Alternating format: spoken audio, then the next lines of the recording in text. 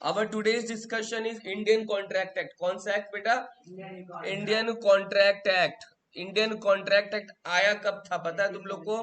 Indian contract act आया था 1872 में. कब आया था? 1872 में इंडियन कॉन्ट्रैक्ट एक्ट आया था. सेल ऑफ गुड्स एक्ट कब आया था, जो तुम लोग पहले से क्लास ज्वाइन करके रखा है? 1930. ईयर खाली चाहिए, ईयर 1930, और ये आया 1872 में. डेट ईयर याद रखोगे खाली इनका, ठीक है? अच्छा, अब एक और चीज समझ लो. पहले जब इंडियन कॉन्ट्रैक्ट आया था ना, तो जम्मू एंड कश्मीर में लागू नहीं था, लेकिन अभी इसका प्रोविजन होल ऑफ इंडिया में लागू है. क्या बोला मैंने? Whole of India. मतलब now Indian contract act is also applicable to बेटा जम्मू एंड कश्मीर. अब इसके जो प्रोविजंस है वो जम्मू एंड कश्मीर में भी लागू होते हैं, याद रखना. Now the provisions of Indian contract Act are applicable to whole of India. But अब ये समझो मेरा बात, इस चैप्टर का नाम क्या है? Indian contract act. क्या है? Indian contract. तो सबसे पहले तुमको समझना होगा बेटा what is a contract. Contract क्या होता है, yes or no? Indian contract act को जानने के लिए तुमको समझना होगा कि कॉन्ट्रैक्ट क्या होता है. तो देखो, सेक्शन 2H, क्या बोला मैंने? इसको हटाओ, इसको हटाओ. सेक्शन 2H में लिखा व्हाट इज अ कॉन्ट्रैक्ट. क्या बोला मैंने? स्क्रीन देखो, खाली स्क्रीन. सेक्शन 2H में लिखा है contract means an agreement enforceable by law. Contract अगर दो चीज होगा तब जाके वो कॉन्ट्रैक्ट बन जाएगा. क्या बोला मैंने? अगर दो चीज होगा तब जाके वो कॉन्ट्रैक्ट बन जाएगा. पहला तो बेटा एग्रीमेंट होना चाहिए. क्या होना चाहिए? और वो एग्रीमेंट लॉ में इन्फोर्सेबल होना चाहिए. क्या बोला? अब लॉ में इन्फोर्सेबल मतलब क्या होता है शुभम? एक ऐसा एग्रीमेंट जिसको लेके तुम कोर्ट में जा सको. क्या बोला मैंने? एग्जाम्पल बताता हूँ. आज अपनी रिया का बर्थडे है. क्या है? रिया बोली, तो आज अपनी रिया का बर्थडे, उसका जन्मदिन है. रिया बोली सर मैं सुबह तो अपने सारे दोस्तों को बुलाऊंगी, 8 बजे के बाद मैं फ्री हो जाऊंगी, प्लीज आप मेरे घर आइएगा, मेरे घर में छोले भटूरे बनेंगे, तो मैं आपको छोले भटूरे खिलाऊंगी. मैंने बोला हाँ रिया मैं वादा करता हूँ, हाँ रिया मैं कि आऊंगा तेरे घर 8 साढ़े 8 हो सकता है मगर आऊंगा जरूर. एग्रीमेंट हुआ? एग्रीमेंट हुआ किसके किसके बीच में? Now my question is this a contract? The answer is नहीं. क्यों? अगर मैं ना जाऊं क्या वो कोर्ट चली जाएगी? हाँ, कि देखो मैंने तो अपना 1 घंटा निकाला था मोहित सर के लिए, वो नहीं आए. नहीं ना, वो कोर्ट नहीं जाएगी, वो कोर्ट नहीं जाएगी. तो यानी अग्रीमेंट तो था मगर कॉन्ट्रैक्ट नहीं था. क्या बोला मैंने? अग्रीमेंट तो था मगर कॉन्ट्रैक्ट नहीं था. Are you getting my point? तो अग्रीमेंट और कॉन्ट्रैक्ट में बेटा, अग्रीमेंट और कॉन्ट्रैक्ट में डिफरेंस क्या हुआ? लॉ का इन्फोर्सिबिलिटी होना चाहिए तब वो कॉन्ट्रैक्ट बन जाएगा, वरना वो केवल अग्रीमेंट हो जाएगा. क्या हो जाएगा? तो क्या सारे अग्रीमेंट कॉन्ट्रैक्ट है? नहीं. वही अग्रीमेंट जो लॉ में इन्फोर्सेबल है वो क्या बन जाएंगे? कॉन्ट्रैक्ट. क्या सारे कॉन्ट्रैक्ट मगर अग्रीमेंट है? हाँ है. All contracts are agreement but all agreements are not contract. पहला बात समझा? सेक्शन 2H में लिखा हुआ है कॉन्ट्रैक्ट मतलब दो चीज होना चाहिए, अग्रीमेंट होना चाहिए और लॉ में इन्फोर्सेबिलिटी होना चाहिए. लॉ में इन्फोर्सेबिलिटी मतलब जिसको लेकर आप कोर्ट जा सको. कहां जा सको? तो अग्रीमेंट और लॉ में इन्फोर्सेबिलिटी अगर है तो वो क्या बन जाएगा बेटा? एक सवाल और पूछता हूँ. मैंने दृष्टि को बोला दृष्टि तू सीए फाइनल पास कर या सीए फाउंडेशन पास कर ले, मैं तेरे को 5 लाख रुपया दूंगा. कितना रुपया? क्या ये अग्रीमेंट है या कॉन्ट्रैक्ट है? अग्रीमेंट है. लॉ में इन्फोर्सिबिलिटी होने के लिए बेटा लिखावट होना चाहिए, एफिडेविट होना चाहिए, तब ना कोई प्रूफ रहेगा, तब ना वो कोर्ट जा पाएगी. तो भैया ये भी एक अग्रीमेंट है, रेदर एक सोशल एग्रीमेंट हो गया. Yes or no? ये कोई कॉन्ट्रैक्ट नहीं. अग्रीमेंट अलग होता है और कॉन्ट्रैक्ट अलग होता है. अग्रीमेंट आए दिन होता रहता है मगर सारे अग्रीमेंट कॉन्ट्रैक्ट नहीं होते हैं. अब याद समझा मैं? रिटर्न होना बहुत जरूरी है. Very good. रिटर्न एग्रीमेंट होना बहुत जरूरी है. ठीक है. अब सुनो ध्यान से. मैंने बोला इधर देखो, कॉन्ट्रैक्ट में दो चीज होना चाहिए. क्या? अग्रीमेंट और इन्फोर्सिबिलिटी. बट सर अब अग्रीमेंट क्या ये तो बताइए. क्या बोला मैंने? मेरा तो लाइन याद रखो, फिर मैं इसको समरी लास्ट में दे दूंगा पूरा पीपीटी में अभी लिख के सामने. कॉन्ट्रैक्ट में दो चीज, अग्रीमेंट और लॉ का enforceability. Now what is agreement ये भी तो समझना पड़ेगा. अग्रीमेंट में लिखा हुआ है सुनो, every promise and every set of promise forming consideration for each other is an agreement. क्या बोला? Every promise and every set of promises forming consideration for each other is an agreement. देखो law का भाषा इतना tough है ना कि समझ में नहीं आता, मैं इसको सरल भाषा में समझा रहा हूं। अग्रीमेंट में दो चीज होना चाहिए, प्रॉमिस और कंसिडरेशन। क्या बोला? प्रॉमिस और, अगर वादा है और उसके साथ साथ कंसिडरेशन है, कंसिडरेशन मतलब पैसा, तब वो अग्रीमेंट बनेगा। क्या बनेगा? अब इसको और गहराई में समझो। मेरे और रिया के एग्जाम्पल में, मेरे और रिया के एग्जाम्पल में प्रॉमिस तो था, क्या था? कोई कंसिडरेशन था क्या? तो मतलब वो तो एक प्रॉपर एग्रीमेंट भी नहीं हो पाया। जब कोई प्रॉमिस में कोई कंसिडरेशन छिपा हुआ है, जब कोई प्रॉमिस में कोई, तब वो एग्रीमेंट बनेगा। मेरे और इसके एग्जाम्पल में बेटा याद करो, मैंने बोला दृष्टि सीए फाउंडेशन पास कर, मैं तेरे से वादा करता हूं कितना रुपया दूंगा, प्रॉमिस है, कंसिडरेशन है, प्रॉमिस और अग्रीमेंट बना। तो प्रॉमिस और कंसिडरेशन मिल गया तो क्या बन गया? लेकिन वो कॉन्ट्रैक्ट नहीं बन पाया। कॉन्ट्रैक्ट नहीं बन पाया क्यों? रिटर्न नहीं है, लॉ में इन्फोर्सिबिलिटी नहीं है उसका। तो अग्रीमेंट में दो चीज चाहिए तेरे को, एक चाहिए प्रॉमिस और एक चाहिए कंसिडरेशन। प्रॉमिस के साथ साथ कंसिडरेशन अगर मिलेगा तब जाके वो क्या बनेगा? और अग्रीमेंट अगर लॉ में इन्फोर्सेबल होगा तब जाके वो क्या बनेगा? यस और नो समझ में आ रहा है? तो agreement means promise and set of promise. एक वादा, दो वादा, चार वादा, बहुत सारे वादे हो सकते हैं, मगर हर वादे के साथ साथ क्या होना चाहिए बेटा? कंसिडरेशन। देखो क्या लिखा हुआ, ये रहा नीचे करो, ये रहा, every promise and every set of promises forming the consideration for each other is a agreement. ये मैं नहीं बोल रहा हूँ, सेक्शन 2E बोल रहा है। कौन बोल रहा है? कॉन्ट्रैक्ट का सेक्शन था 2H, इसका सेक्शन है 2E। बहुत इजी सेक्शन है, ठीक है। Contract 2H, agreement 2E। Every promise and every set of promise forming consideration for each other is an agreement. याद आया? सुनो, प्रॉमिस के साथ साथ कंसिडरेशन मिला तो अग्रीमेंट बना, अग्रीमेंट के साथ साथ अगर लॉ में इन्फोर्सिबिलिटी हो गया वो क्या बन गया? बट सर अब ये तो बता दीजिए कि प्रॉमिस क्या होता है। तुम लगा सर प्रॉमिस तो हमको पता है, प्रॉमिस मतलब वादा होता है। क्या होता है? वादा जो निभाया जाता है तोड़ने के लिए। ये तो बेटा लॉ में प्रॉमिस का मतलब थोड़ा थोड़ा सा सेम भी है, बट उसको टेक्निकल लैंग्वेज में लिखा हुआ है। क्या बोला मैंने? देखो दिखाओ, सेक्शन 2B प्रॉमिस का डेफिनेशन। क्या बोला मैंने? सेक्शन 2B प्रॉमिस क्या होता है, सुनो। प्रॉमिस, प्रॉमिस क्या होता है इसको देखने का जरूरत ही नहीं, इसे समझा दूंगा। सुनो प्रॉमिस क्या होता है, सुनो ध्यान से। मैंने बोला इशिता, इशिता क्या तुम मेरे साथ घूमने चलोगी? इशिता बोली हाँ सर, मैं आपसे वादा करती हूँ कि मैं आपके साथ घूमने चलूंगी, बिकॉज बिकॉज मेरा घर में मेरे मम्मी पापा से झगड़ा हो गया, मेरा मन नहीं लग रहा है, चलिए सर चाय पी के आते हैं। वादा की मेरे से, मैंने उसको प्रपोजल दिया, वो प्रपोजल एक्सेप्ट हो गया। जब प्रपोजल एक्सेप्ट हो गया प्रॉमिस बन गया। When a proposal is accepted, it becomes a promise. Will you marry him? अगर मान लो यस बोलती है, अरे एग्जाम्पल है यार, अगर ये यस बोलती है प्रॉमिस बन गया। अब proposal when accepted becomes a promise. खुश है, खुश है, खुश है। तो अब प्रपोजल व्हेन एक्सेप्टेड बिकम्स अ, बहुत कुछ मिस कर दिए मैडम, कितना मजा आ रहा है यार। सो जिंदगी भर सो। When a proposal becomes accepted it becomes a promise. तो पहले सुनो, प्रपोजल एक्सेप्ट होने के लिए प्रपोजल देना पड़ता है, फिर वो जब प्रपोजल एक्सेप्ट हो जाएगा वो क्या बन जाएगा? प्रॉमिस। प्रॉमिस के साथ साथ अगर पैसे का लेन देन हो जाए वो अग्रीमेंट हो गया। क्या हो गया? अग्रीमेंट। अगर लॉ में इन्फोर्सेबल हो जाए वो क्या बन गया?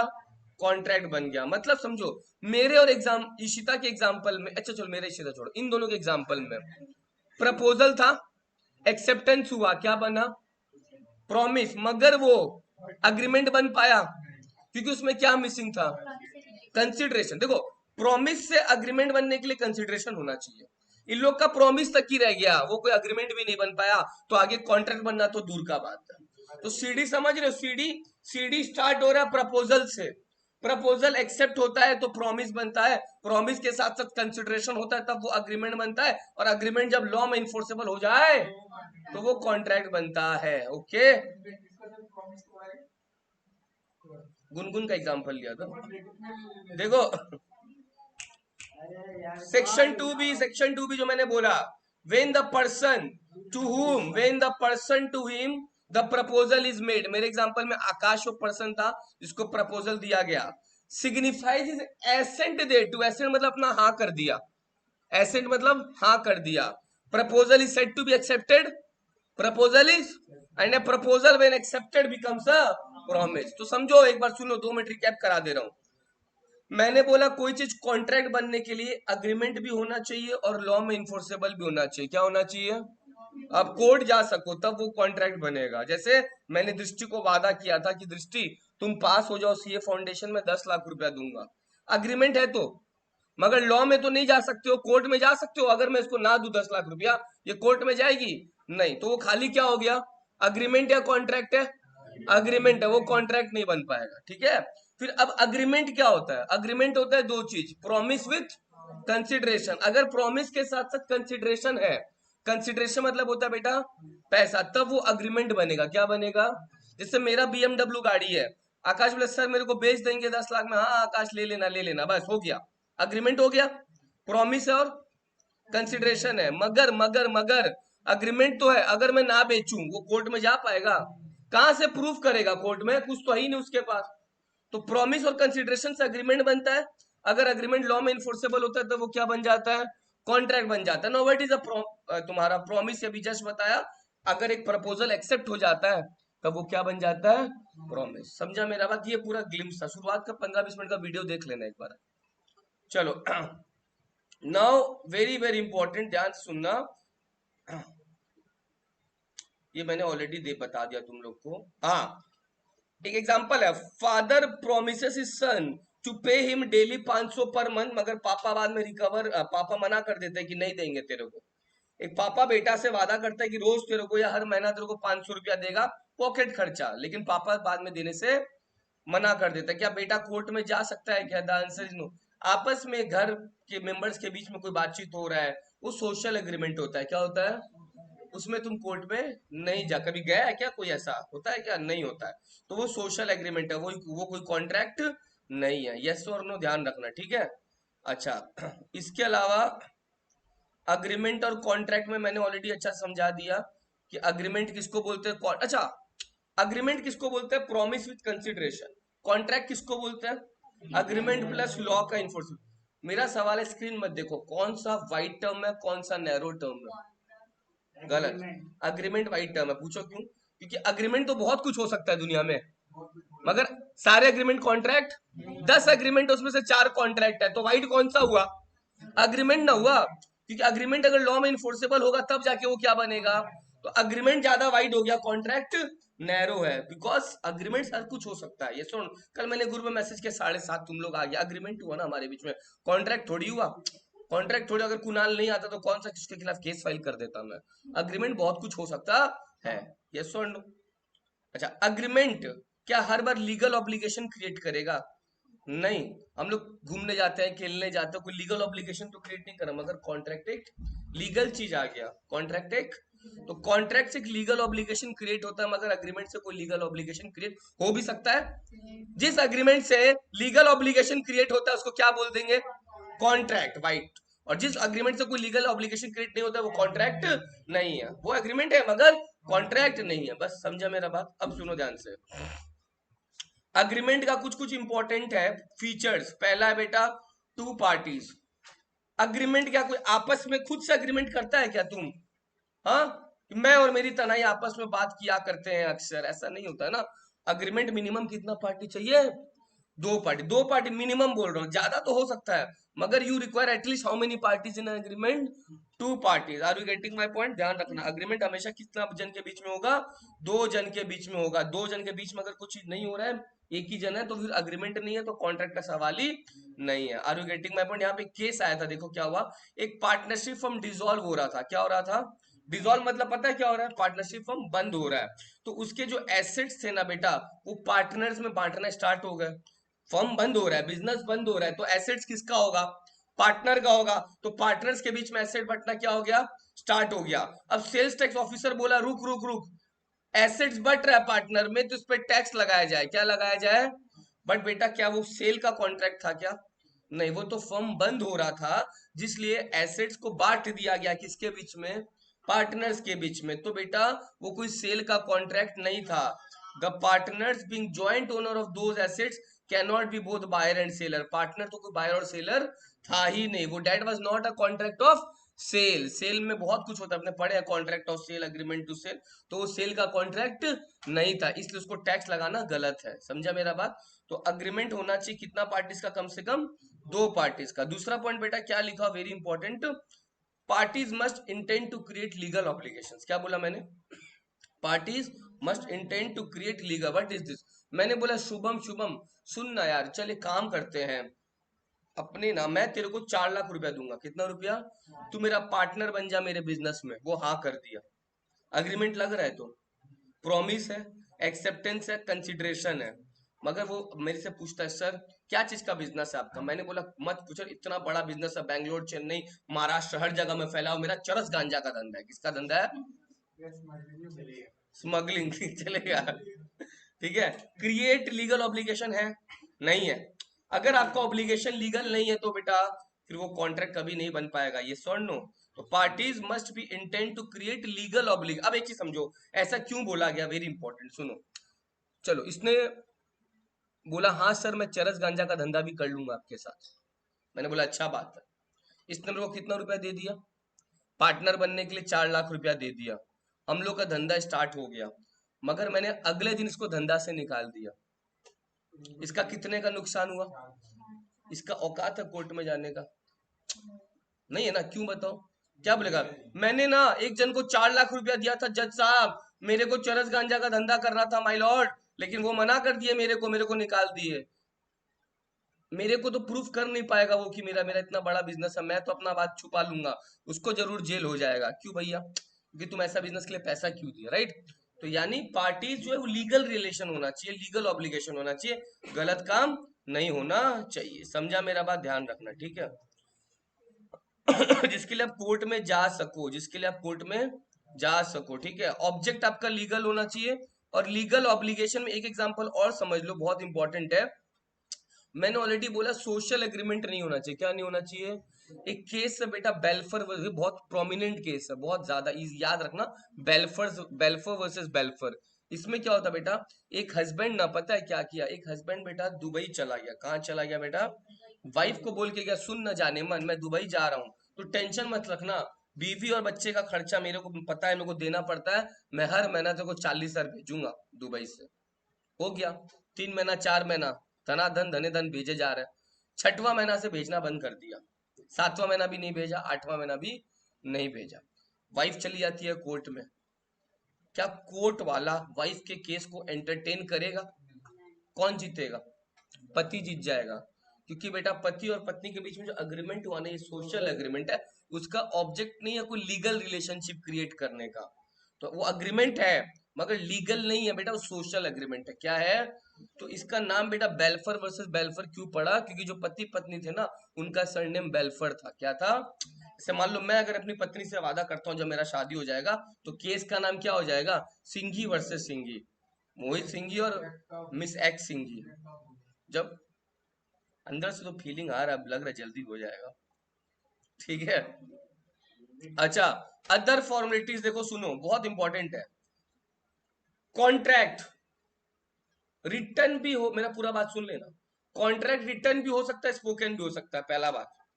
लेकिन स्पोकन में प्रूफ करने में बहुत दिक्कत होगा, तो इसलिए लोग ये भी लिखते हैं देखो, but it is the interest of the parties कि कॉन्ट्रैक्ट हमेशा रिटर्न हो बेटा, क्योंकि रिटर्न कॉन्ट्रैक्ट होगा तो तुम कोर्ट में प्रूफ कर पाएगा। बट कोई हार्ड एंड फास्ट रूल नहीं है कि हमेशा रिटर्न होना चाहिए। 1% केस में स्पोकन भी होगा तो भी चल जाएगा। वो कैसे होगा अभी बताऊंगा मैं थोड़ा देर में, कि स्पोकन कॉन्ट्रैक्ट भी कैसे कॉन्ट्रैक्ट अभी समझा दूंगा। But still it is always advisable to have which contract बेटा? Written contract, but it may be spoken. Exam में ट्रू फॉल्स में आ जाएगा ना कि कॉन्ट्रैक्ट क्या हमेशा रिटर्न होना चाहिए? The answer is no. Spoken हो सकता है, हमारे सर ने हमें बताया था, एग्जांपल 2 मिनट में आज दे दूंगा मैं, ठीक है? बट कॉन्ट्रैक्ट स्पोकन हो सकता है, मगर होना क्या चाहिए ज्यादातर केस में?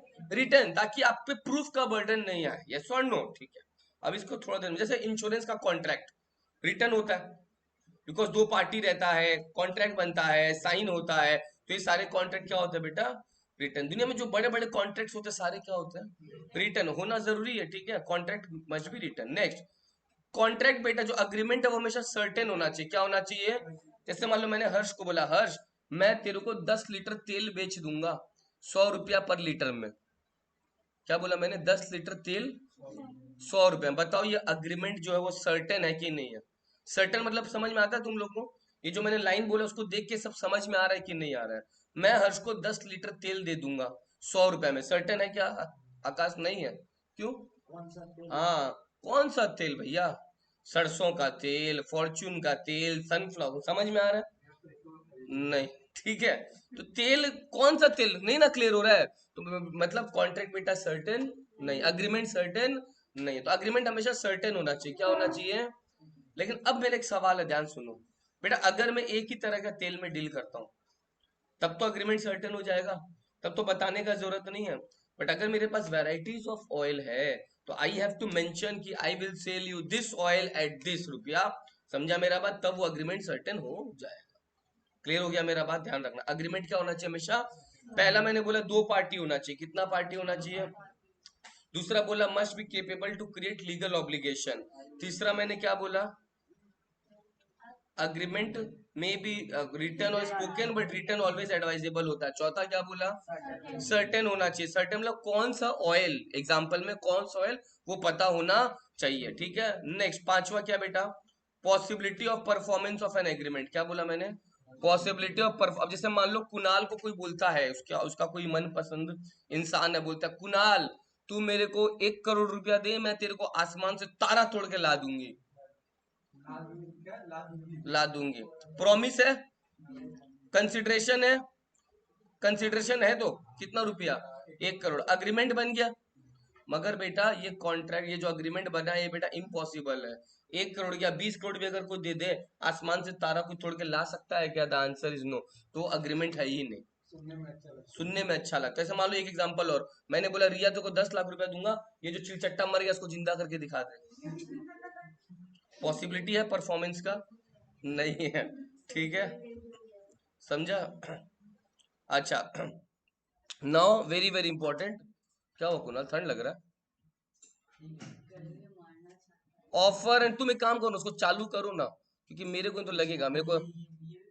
हाँ इसलिए बोल, कुछ चालू करके तुम आगे आ जाओ। सिमरन थोड़ा सा घसक जाओ तो आ जाओ आगे।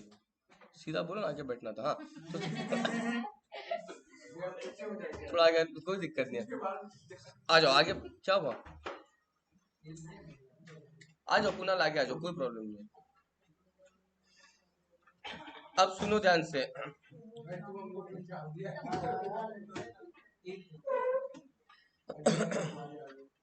देखो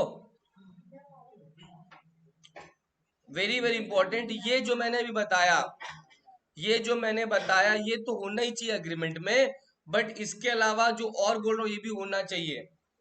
क्या क्या होना चाहिए? सबसे पहले बेटा ऑफर एंड एक्सेप्टेंस और an agreement of an agreement होगा वो। बेटा एक अग्रीमेंट का ऑफर होगा, उसका एक्सेप्टेंस होगा, तब जाके वो क्या बनेगा बताओ? प्रॉमिस बनेगा। ऑफर मतलब प्रपोजल, प्रपोजल एक्सेप्ट होता है तब वो क्या बनता है? प्रॉमिस। तो भैया प्रॉमिस के साथ कंसिडरेशन होगा तब वो क्या बनेगा? तो पहला चीज बोला बेटा, agreement is an outcome of offer and acceptance. ये लास्ट एंड बहुत इंपॉर्टेंट है। Agreement is an offer outcome of offer and, जब तक कोई ऑफर ही नहीं होगा, उसका एक्सेप्टेंस ही नहीं होगा, प्रॉमिस भी नहीं बनेगा, प्रॉमिस भी नहीं होगा तो कंसिडरेशन भी नहीं है, तो फिर अग्रीमेंट। तो पहला पॉइंट बेसिक है कि ऑफर होना चाहिए, एक्सेप्टेंस होना चाहिए, तब जाके गुंजाइश है कि वो क्या बन सकता है? अग्रीमेंट। अगर ऑफर भी नहीं है तो अग्रीमेंट छोड़ो, वो प्रपोजल कुछ नहीं बन पाएगा, कॉन्ट्रैक्ट भी नहीं बन पाएगा। तो पहला ऑफर और एक्सेप्टेंस होना चाहिए, तब जाके चांस है कि वो क्या बनेगा? अग्रीमेंट बनेगा। दूसरा बेटा फ्री कंसेंट। क्या बोला मैंने? फ्री कंसेंट मैंने बताया था, तुम लोग को याद है क्या होता है? मैंने गुनगुन को अपने पास बुलाया था एक बार, याद है क्या? क्या दिखाया था इसको? अपना अपना बंदूक दिखाया था गुनगुन को मैंने, ये सुन लो। याद है? तो गुनगुन को मैंने बोला गुनगुन कितना रुपया दे, डायमंड रिंग ऐसा कुछ था ना। तो मैंने बोला गुनगुन डायमंड रिंग दे मेरे को, यस और नो। तो अब एक चीज बताओ, सुनो। मैंने एक कागज में गुनगुन से लिखवा लिया बंदूक दिखाकर। क्या दिखाकर? कि गुनगुन तेरा ये बंगलो आज से मेरे नाम हो गया। साइन हो गया, साइन हो गया तो अग्रीमेंट बन गया, रिटर्न है, एफिडेविट लगवा लिया, लॉ में इन्फोर्सिबिलिटी हो गया, कॉन्ट्रैक्ट बन गया। सारा चीज तो हो गया, ऑफर मैंने दिया, उसने एक्सेप्ट कर लिया, प्रॉमिस बन गया, कंसिडरेशन भी है, अग्रीमेंट बन गया, लॉ में इन्फोर्सेबल भी है, वो क्या बन गया? बट बेटा अगर वो गुनगुन की मर्जी से होता तो समझ में आता। वो फोर्सफुली हुआ, थ्रेट करके हुआ, क्या करके हुआ? उसका कंसेंट, उसका आत्मा फ्री नहीं है, उसको डराया धमकाया गया, इसको कोर्शन बोलते हैं। क्या बोलते हैं? तो अगर अग्रीमेंट में बेटा कंसेंट फ्री नहीं है सामने वाले का ना, तो वो कभी भी एक वैलिड कॉन्ट्रैक्ट नहीं बन सकता है। अग्रीमेंट ऐसा होना चाहिए जो सामने इंसान अपनी मर्जी से करना चाहता है। Yes or no? समझा मेरा बात? अगर इंसान मर्जी से करना चाहता है तो अग्रीमेंट बन जाता है, कॉन्ट्रैक्ट बन जाता है। मगर बेटा मर्जी से नहीं चाहता है तो फ्री कंसेंट नहीं होता, उसमें उसका कंसेंट दबा हुआ है, डरा हुआ है, सहमा हुआ है, धमका हुआ है। समझा मेरा बात? फ्री कंसेंट का एक मतलब और होता है, सुन लो बेटा। फ्री कंसेंट का मतलब होता है, तो मैंने ऑलरेडी बोल दिया, कोई कोर्शन नहीं होना चाहिए। कोर्शन मतलब बेटा डराना धमकाना। क्या बोला? चार चीजें होती है फ्री कंसेंट में। कितनी चीजें? Free consent, undue influence, fraud, misrepresentation. इन चारों को अभी नहीं बताते हम लोग, अलग चैप्टर ही है इस पे पूरा। एक तो देखेगा तुम बाद में बुक खोल के, यूनिट 3 में चारों अलग अलग मतलब बड़ा बड़ा डिटेल करके दिया हुआ है। मैंने खाली एक बार के लिए फ्री कंसेंट का मतलब समझा दिया कि इसमें तुम्हारा कंसेंट फ्री नहीं है, यानी वो गलत हो रहा है तुम्हारे साथ, तो वो कॉन्ट्रैक्ट नहीं बन पाएगा। Yes or no? बट इसका एक अलग चैप्टर है हमारा, तो उस पर और डिस्कस होगा, ये अभी इस पर टाइम वेस्ट नहीं करूंगा। बट हाँ, एक चीज और समझो बेटा, फ्री कंसेंट में एक चीज और आ जाता है, कंसेसस एड इडम। मिला ये वाला? What is this? सुन लो ध्यान से। मैंने मान लो कुणाल को बोला, Kunal will you purchase my car for 20 lakhs। He agreed, वो अग्री कर गया। कितना रुपया में? कुणाल सोच रहा था सर तो अपनी ब्लैक कार बेचेंगे। कुणाल सोच रहा था सर अपनी, लेकिन मेरे दिमाग में ब्लैक कार था ही नहीं, मेरे दिमाग में मान लो ब्लू कार का था। किसका कार था? अब क्या हुआ, मैं कुछ और सोच रहा था, वो कुछ और सोच रहा था। क्या हमारा माइंड सेम सेंस में चल रहा था? नहीं चल रहा था। अग्रीमेंट तो बन गया मगर हमारा माइंड सेम सेंस में नहीं चल रहा था, तो मतलब तो इसीलिए वो सर्टेन भी नहीं था कि कौन सा कार बेचूंगा। बट मेरे को लगा वो शायद ब्लैक कार का बात कर रहा, मगर वो कौन सी कार का बात कर रहा था? रेड कार का। तो उसको बोलते हैं कंसेसस एड इडम। हमारा माइंड सेम सेंस में होना चाहिए, सेम थिंग के बारे में होना चाहिए। तो अगर ऐसा नहीं है बेटा तो वो कॉन्ट्रैक्ट फिर वैलिड नहीं रहेगा। तो फ्री कंसेंट में दोनों चीज आ गया। एक तो आ गया बेटा क्या, कि कोई थ्रेट नहीं होना चाहिए, और दूसरा हमारा जो माइंड है वो सेम सेंस में क्या करना चाहिए? मीट करना चाहिए। मैं जो सोच रहा हूं बेचने का, तुम वही सोच रहे हैं खरीदने का। उसको बोलते हैं कंसेसस एड इडम। क्या बोलते हैं? Meeting of minds in the same sense.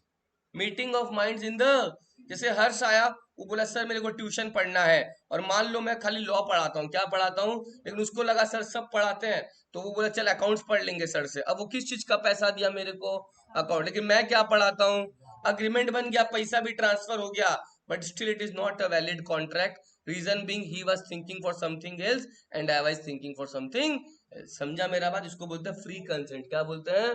Contract valid नहीं होगा। ठीक है, मैंने अनटू इन्फ्लुएंस का तो बता तुम लोग को उसका बता दिया, क्वेश्चन वाला। डरा के धमका के, क्या दिखा के? बंदूक दिखा के, चाकू दिखा के तुम किसी को फोर्सफुली कॉन्ट्रैक्ट में इंटर नहीं करवा सकता है। ठीक है, अब इसके अलावा एक और चीज सुन लो, अगर किसी के साथ तुमको कॉन्ट्रैक्ट एंटर करना है, वो कम से कम बेटा कितना साल का होना चाहिए? 18 साल का जो इंसान ने, उसको क्या बोलते हैं? माइनर। माइनर के साथ किया हुआ कॉन्ट्रैक्ट बेटा वॉइड एब इनिशियो है। क्या है? वॉइड एब इनिशियो क्या है? अभी मैं बता रहा हूं तुम लोग को वॉइड क्या होता है, सुन लो पहले। अभी सुनो, मैं बता देता हूँ क्या है, सुनो। वॉइड का और वैलिड का मतलब समझा दे रहा हूँ, सुनो। मैंने बोला गुनगुन 5 करोड़ रुपया दूंगा, उस मरे हुए आदमी को जिंदा कर दो, हो पाएगा? वो वॉइड है। क्या है? गुनगुन 5 करोड़ रुपया, 5 करोड़ तुमको 10,000 रुपया दूंगा, लिख के ले लो मेरे से, तुम अगर सीए फाउंडेशन पास करोगे कितना दे दूंगा?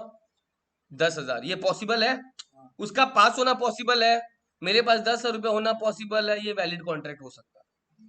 वैलिड मतलब जिसकी संभावना है, वर्ड मतलब बेटा जिसका संभावना नहीं है, जो गलत है। अब एक और चीज सुन लो, मैंने बोला गुनगुन 5 करोड़ रुपया दूंगा अगर तुम उस मरे हुए आदमी को जिंदा कर दो, वो वैलिड है या वॉइड है? मगर मगर अगर कोई ऐसा चीज, कॉन्ट्रैक्ट बेटा शुरुआत से ही वॉइड हो जाए, क्या हो जाए? तो उसको वॉइड एब इनिशियो बोलते हैं। क्या बोलते हैं?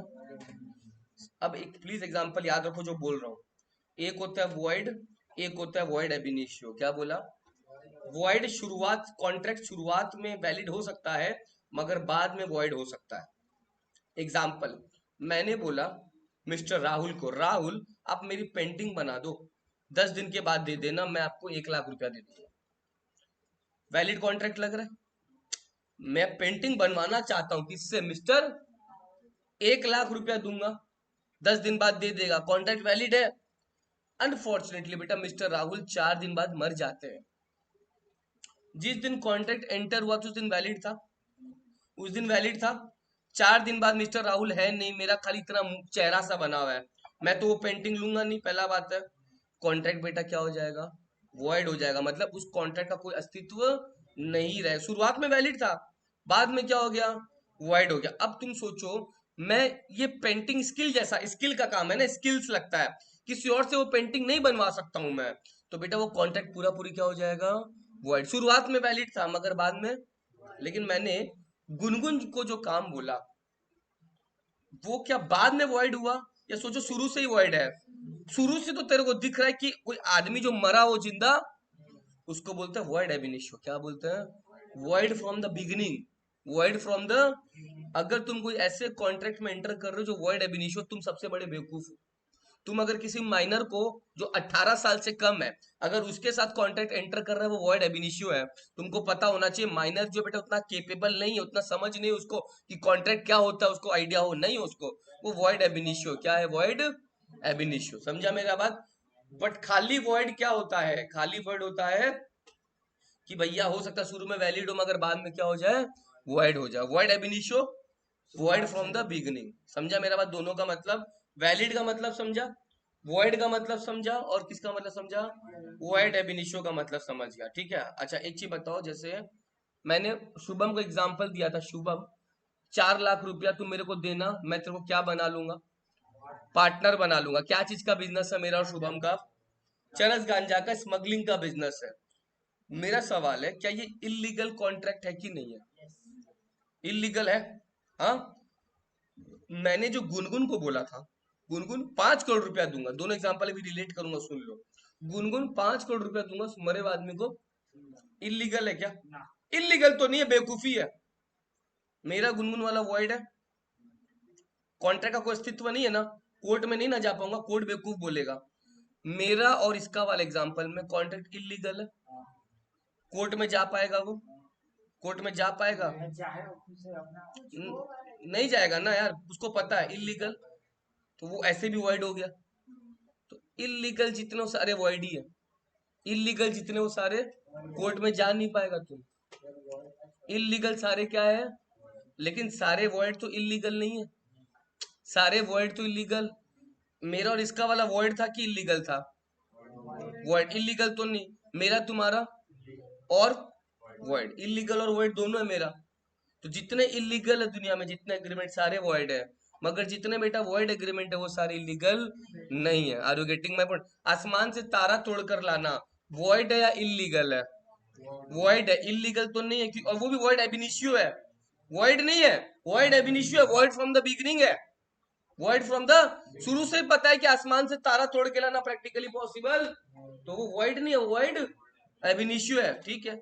बट इसका और मेरा वाला इलीगल भी और वॉइड भी है। तो जितने इलीगल है वो सारे वॉइड है, मगर सारे वॉइड कोई जरूरी नहीं कि इलीगल हो। समझा मेरा बात? ये सब चीज ध्यान रखना। All illegal agreements are, but all void agreements may not be illegal. समझा मेरा बात? याद रखना ये सब चीज। ठीक है। अच्छा, मैंने बोला बेटा माइनर के साथ किया हुआ कॉन्ट्रैक्ट क्या है? वॉइड है या वॉइड एब इनिशियो है? वॉइड। इसका मतलब समझो, इसका मतलब मान लो कुणाल 18 साल का हो गया। ठीक है। तो कुणाल 18 साल का हो गया। अब कुणाल बेटा कोई 9 साल के बच्चे से अग्रीमेंट कर रहा है। क्या कर रहा है? कि यार तुम एक काम करो, तुम मेरे से 1 लाख रुपया ले लो। कितना रुपया ले लो? और बगल में, तुम्हारे घर के बगल में जो लड़की रहती है उससे मेरा सेटिंग करा दो। कितना रुपया लिया कुणाल? पापा का पैसा। तो कुणाल ने उस बच्चे को कितना रुपया दे दिया? क्या चीज के लिए दिया बेटा? सेटिंग कराने के लिए। मैं ये नहीं बोल रहा हूँ कि बच्चा ट्राई नहीं किया, बच्चा ट्राई क्या, क्यों, बच्चे की बहन ही थी वो, अपनी बहन थी वो, ठीक है। बच्चा ट्राई बिल्कुल किया, बच्चा भी चाहता था कुणाल उसका क्या बन जाए, जीजा बन जाए। तो बच्चा ट्राई बहुत किया, मगर बच्चा अपनी बहन से सेटिंग नहीं करा पाया। बहन का ऑलरेडी था दो चार ठो और, ठीक है। तो बहन से सेटिंग नहीं करा पाया। Now my question goes to, setting तो नहीं करा पाया, क्या कुणाल उस माइनर से वापस 1 लाख रुपया ले सकता है क्या? देखो, माइनर अपनी मर्जी से दे तो अलग बात है, बट अगर माइनर ना दे, क्या कुणाल कोर्ट में जाएगा? अगर गया भी ना, कोर्ट वाला बोलेगा अरे मूर्ख, तुझे नहीं पता, तूने जो अग्रीमेंट किया था वो दो मेजर के बीच में नहीं है, एक मेजर और एक इस मेजर ना, एक मेजर और एक माइनर के साथ क्या वो कॉन्ट्रैक्ट वॉइड एब इनिशियो है। कोर्ट बोलेगा मैं कुछ नहीं कर सकता, तेरा पैसा डूब गया। तो कोर्ट सीधा टाटा बाय बाय कर देगा। तो वॉइड एग्रीमेंट्स का बोलने का मतलब वो कोर्ट सीधा टाटा बाय बाय कर देता है। कोर्ट एंटरटेन नहीं करता वो सारी चीजें, क्योंकि माइनर के साथ क्या हुआ कॉन्ट्रैक्ट वॉइड एब इनिशियो है। कोर्ट आपको एंटरटेन नहीं करेगा, समझा मेरा बात? उसके अलावा अब एक और चीज सुन लो, बहुत इंपॉर्टेंट है। अगर आप कोई ऐसे बंदे के साथ या बंदी के साथ कॉन्ट्रैक्ट करते हो जो अनसाउंड माइंड में, किस माइंड में है, वॉइड है, क्या है? जैसे मान लो आकाश ने किसी को 8-10, मेंटली डिसेबल हो गया, आकाश ने एक व्यक्ति को 8-10 दारू के पैक पिला दिए, अनसाउंड माइंड में आ जाएगा आदमी, अनकॉन्शियस माइंड। उससे साइन करवा लिया, क्या चीज का, उसका घर वर सब अपने नाम करा लिया, आदमी अनसाउंड माइंड में।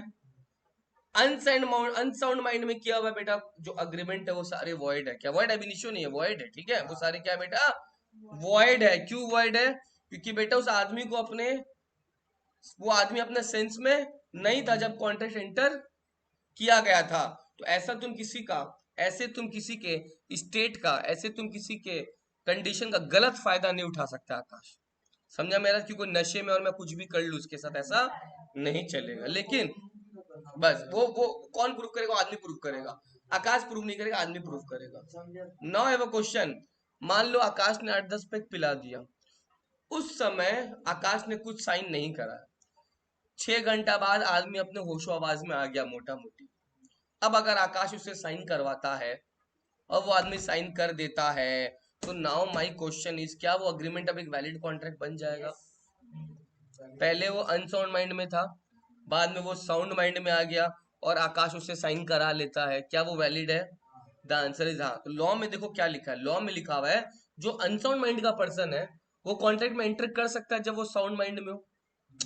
जो अनसाउंड माइंड का पर्सन है वो कॉन्ट्रैक्ट में एंटर कर सकता है जब वो, और जो साउंड माइंड का पर्सन है वो तभी एंटर कर सकता है जब वो साउंड माइंड में हो। जब वो अनसाउंड माइंड में हो तब एंटर नहीं कर सकता। मेरे को कोई शौक नहीं दारू वारू पीने का, लेकिन मान लो मेरा परसों बर्थडे था, एग्जाम्पल के तौर पे मान लो मैंने उस दिन 10-12 पैक लगा लिए, ऐसे मैं साल भर साउंड माइंड में रहता हूँ, मगर उस दिन कहाँ चला गया मैं, कोई दूसरे जन्नत में चला गया। उस दिन अगर उस समय मैंने कोई अगर कॉन्ट्रैक्ट में एंटर कर लिया, वो माना नहीं जाएगा, समझा मेरा बात? तो इन ब्रीफ यही बात है, आप जब अनसाउंड माइंड में हो कॉन्ट्रैक्ट में एंटर करो तो वो वॉइड हो जाएगा, लेकिन अगर साउंड माइंड में एंटर कर रहे हो वो कॉन्ट्रैक्ट वॉइड नहीं, क्या हो जाएगा, वैलिड माना जाएगा। क्या माना जाएगा, याद रखना चाहिए, समझा मेरा बात? माइनर के साथ क्या हुआ कॉन्ट्रैक्ट, वॉइड है इनिशियो, ठीक है। अच्छा, व्हाट इज कंसिडरेशन, बताओ कंसिडरेशन क्या होता है? Consideration is money. कंसिडरेशन का सीधा मतलब है बेटा समथिंग इन रिटर्न। क्या मतलब है? यानी अगर मैं तुमको कुछ दे रहा हूं, तुमको भी मेरे को कुछ देना पड़ेगा, उसको बोलते हैं बेटा consideration. I will give you phone, you have to give me money, उसको क्या बोलते हैं? कंसिडरेशन का बेटा लैक्सिन मैटिम में क्विड प्रो क्यू, याद रखना क्या है बेटा, क्विड प्रो क्यू। क्या बोला मैंने? एक मैंने सेल ऑफ गुड एक्ट्स में तुम लोग को पढ़ाया था, क्या पढ़ाया था, याद है क्या? Nemo habit. क्या था ये? इसका मतलब जिसके पास जैसा टाइटल है वो उससे बेटर टाइटल किसी को दे, जिसके जो चीज का टाइटल तुम्हारे पास नहीं है तुम वो टाइटल किसी और को भी ट्रांसफर। यहाँ पे कंसिडरेशन का मतलब होता है बेटा क्विड प्रो क्यो। क्या होता है? मतलब समथिंग इन रिटर्न। क्या? अगर मैं तुमको बुक्स दे रहा हूं तो तुमको मेरे को क्या देना पड़ेगा, वो कंसिडरेशन हो गया। क्या हो गया? एक चीज बताओ, मैं सिमरन को बुक दे रहा हूं, सिमरन मेरे को पैसा दे रही है, मेरे लिए कंसिडरेशन क्या है? सिमरन के लिए कंसिडरेशन क्या? बुक।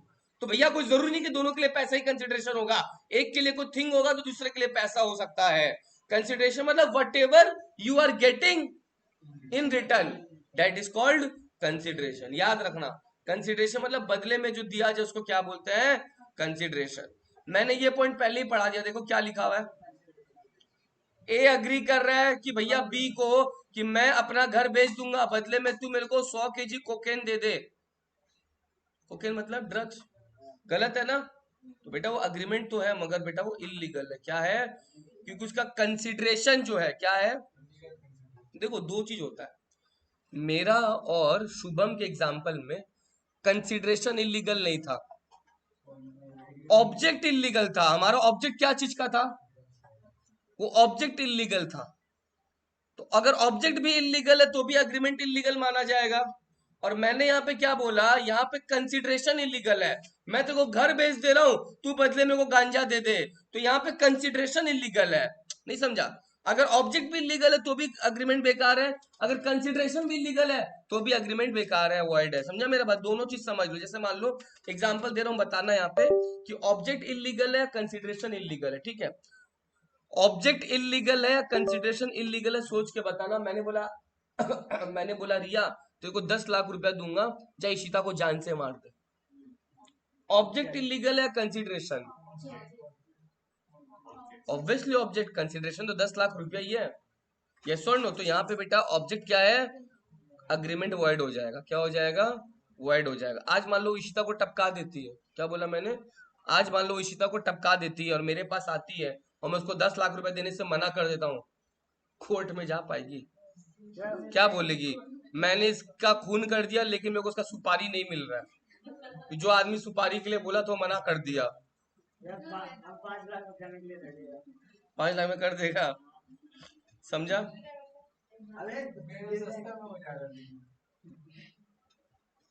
आओ, वैलिड कॉन्ट्रैक्ट मैंने ऑलरेडी बता दिया क्या होता है। क्या होता है वैलिड कॉन्ट्रैक्ट? क्या होता है? जिसमें सारे फीचर्स मिल रहे हैं, जिसमें दो पार्टी है, जिसका लीगल रिलेशन है, जिस जो कॉन्ट्रैक्ट अग्रीमेंट के सारे फीचर्स को पूरा कर देता है, वो क्या है? वैलिड। एग्जांपल समझो, मैंने बोला दृष्टि मेरा एसी खरीदोगे क्या, सेकंड हैंड है, हवा थोड़ा कम दे रहा है, 5,000 में खाली। ठीक है, बोली 5,000 में सर खरीद लेंगे।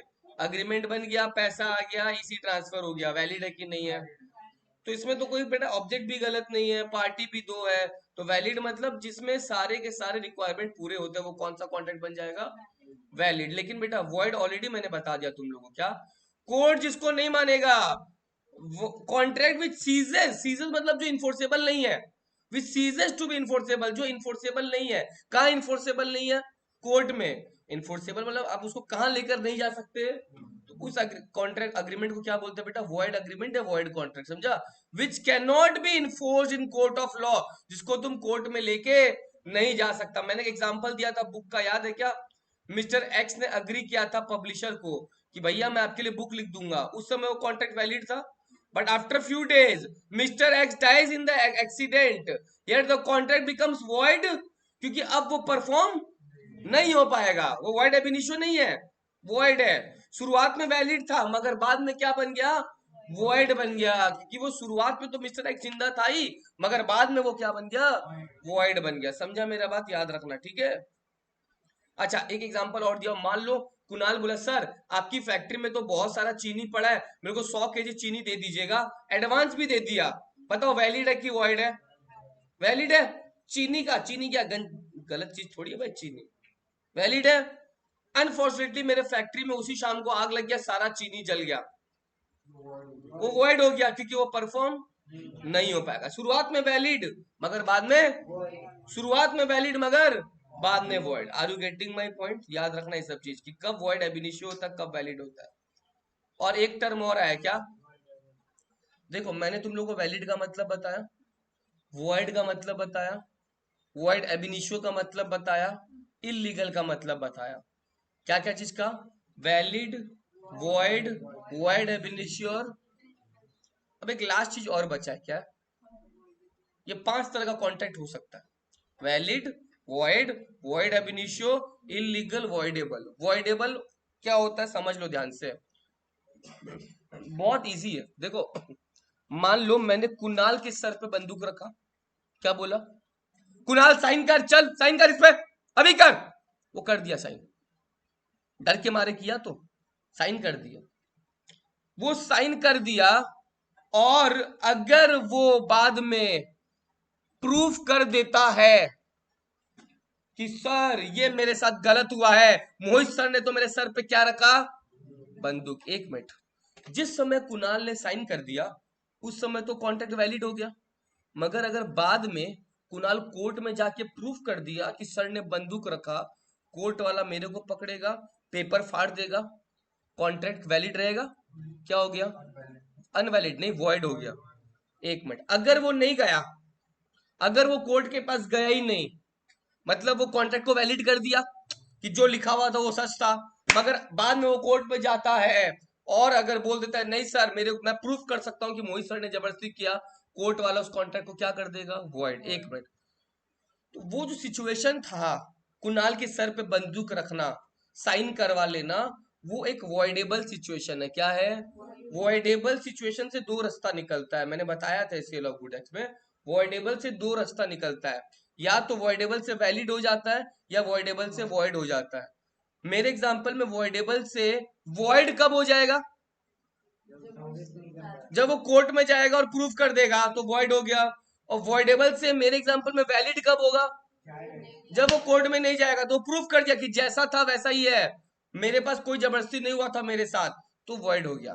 तो वॉइडेबल एक सिचुएशन है बेटा, जिंदगी भर कुछ ही वॉइडेबल नहीं हो सकता। वॉइडेबल से आगे जाकर या तो उसको वॉइड होना होगा या वैलिड होना होगा। वॉइडेबल कुछ समय के लिए हो सकता है मगर जिंदगी भर के लिए हर्ष नहीं हो सकता। मेरा बात समझा, वो जो सिचुएशन है कुणाल का एक दो दिन का, वो वॉइडेबल सिचुएशन है। वॉइडेबल को और अच्छे से बोला था अवॉइडेबल, क्या, चाहे तो अवॉइड कर सकता है या चाहे तो नहीं कर सकता है, तो वॉइडेबल मतलब बेटा अवॉइडेबल। क्या बोला मैंने, समझा मेरा बात, वॉइडेबल मतलब समझा। सबसे पहला वॉइड, चलो गुनगुन आपको चांस देता हूं, पांचों का एक एक बार वापस समझा दो। वॉइड क्या होता है, वॉइड,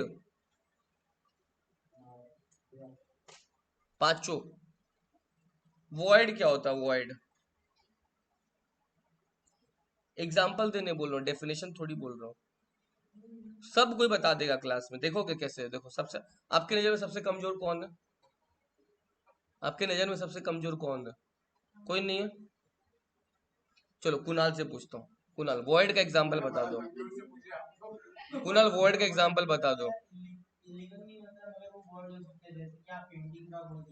एग्जाम्पल दिया था, क्या हुआ था उसमें, ठीक है वॉइड। अच्छा अगर मैं बोला आसमान से तारा तोड़ के लाना Kunal, void ab initio, very good, V Y D void, A B ab, initio I N I T I O, ठीक है दिखा दूंगा मैं। अच्छा कुणाल वॉइड और वॉइड एब इनिशियो दोनों समझा दिया मेरे को। कुणाल वैलिड कॉन्ट्रैक्ट क्या हो गया, एग्जाम्पल दे सकता,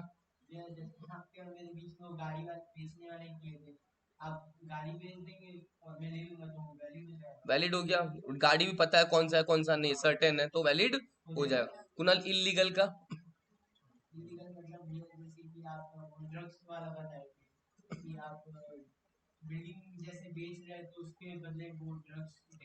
हाँ तो गलत हो गया, और जिसका कंसिडरेशन है वो इलीगल है, इलीगल वॉइड होगा सारा, सही बोल रहे। और अभी बता वॉइडेबल, कुणाल वॉइडेबल क्या होता है,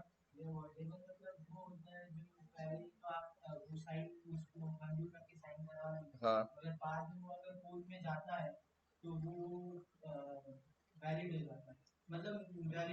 वॉइड हो जाता है, वेरी गुड, कितना अच्छा से बता, देखो सब कुछ भाई, वो कुछ बोलना ही नहीं पड़ा, सब कुछ बता दिया वो, सब कुछ। क्या हो रहा है, नहीं पढ़ने का मन है,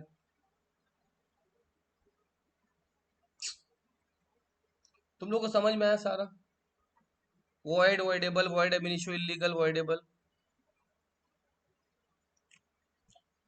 एकदम बेसिक सा चीज पूछा वॉइड कि भैया जो अब इन्फोर्सेबल नहीं हो सकता कोर्ट में उसको क्या बोलते हैं, वॉइड बोलते हैं। और वॉइडेबल पार्टी के ऊपर डिपेंड करता है, वो आगे जाके उसको वैलिड भी कर सकता है या वॉइड भी कर सकता है। इलीगल ऑलरेडी बता दिया मैंने, बताने का जरूरत नहीं है, ठीक है। अच्छा, एक होता है अनएनफोर्सेबल कॉन्ट्रैक्ट। क्या होता है भैया, भैया ये कोई बड़ा बात नहीं है, अनइन्फोर्सेबल कोई बड़ा बात नहीं है। मान लो मैंने और डिस्ट्रिक्ट के बीच में कुछ अग्रीमेंट हो गया, क्या हो गया, सब कुछ सही लिखा था, शायद एक जगह सिग्नेचर छूट गया मेरा, 6 जगह करना था, मैंने कितना जगह कर दिया। तो कोई टेक्निकल डिफेक्ट के कारण, कोई सिग्नेचर के कारण वो पूरा नहीं हो पाया, मगर अगर मैं वो सिग्नेचर कर दूं पूरा हो जाएगा। तो अनइन्फोर्सेबल क्या होता है बेटा, when a contract is good in substance, हमारा इरादा अच्छा है, but because of some technical defect, कोई टेक्निकल डिफेक्ट हो गया, कोई एब्सेंस इन राइटिंग हो गया, जिसके कारण दोनों पार्टी उस कॉन्ट्रैक्ट में एंटर नहीं कर पाया, बट जैसे ही वो डिफेक्ट दूर हो जाएगा, कॉन्ट्रैक्ट वापस से इन्फोर्सेबल। तो अनइन्फोर्सेबल क्या होता है, जिसको आप इन्फोर्स नहीं कर पा रहे हो क्योंकि शायद कोई चीज लिखना भूल गए, सिग्नेचर करना भूल गए, बट जैसे वो चीज ठीक हो जाएगा तो वापस से क्या बन जाएगा बेटा, इन्फोर्सेबल बन जाएगा। क्या बन जाएगा, इन्फोर्सेबल बन जाएगा।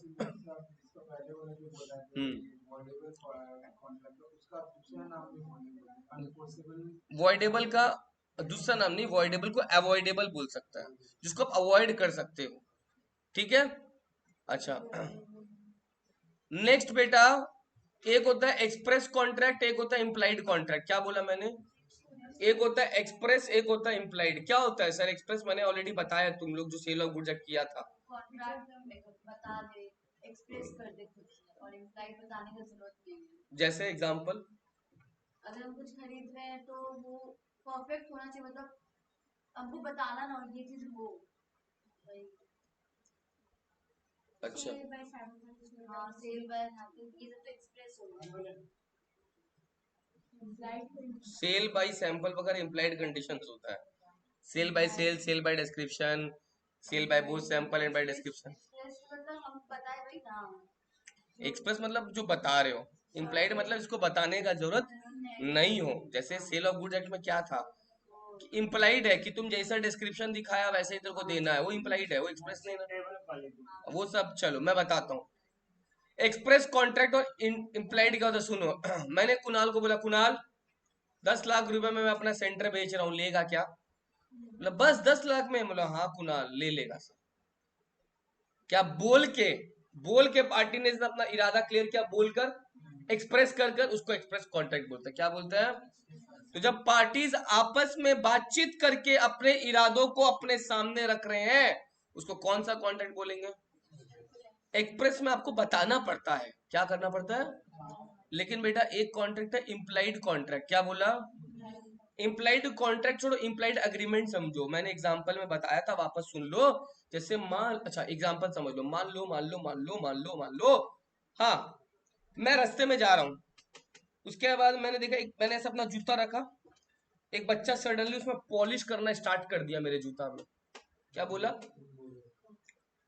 वो कर दिया, मैं करवा रहा हूँ, 10 मिनट हो गया मैं करवा रहा हूँ, अच्छा चमका दिया, मैं आगे बढ़ गया, क्या हम लोग आगे बढ़ने देगा, क्यों नहीं बढ़ने देगा, इम्प्लाइड है कि वो अगर ऐसा किया है तो उसके पीछे का पर्पस क्या है, पैसा, और I must pay him.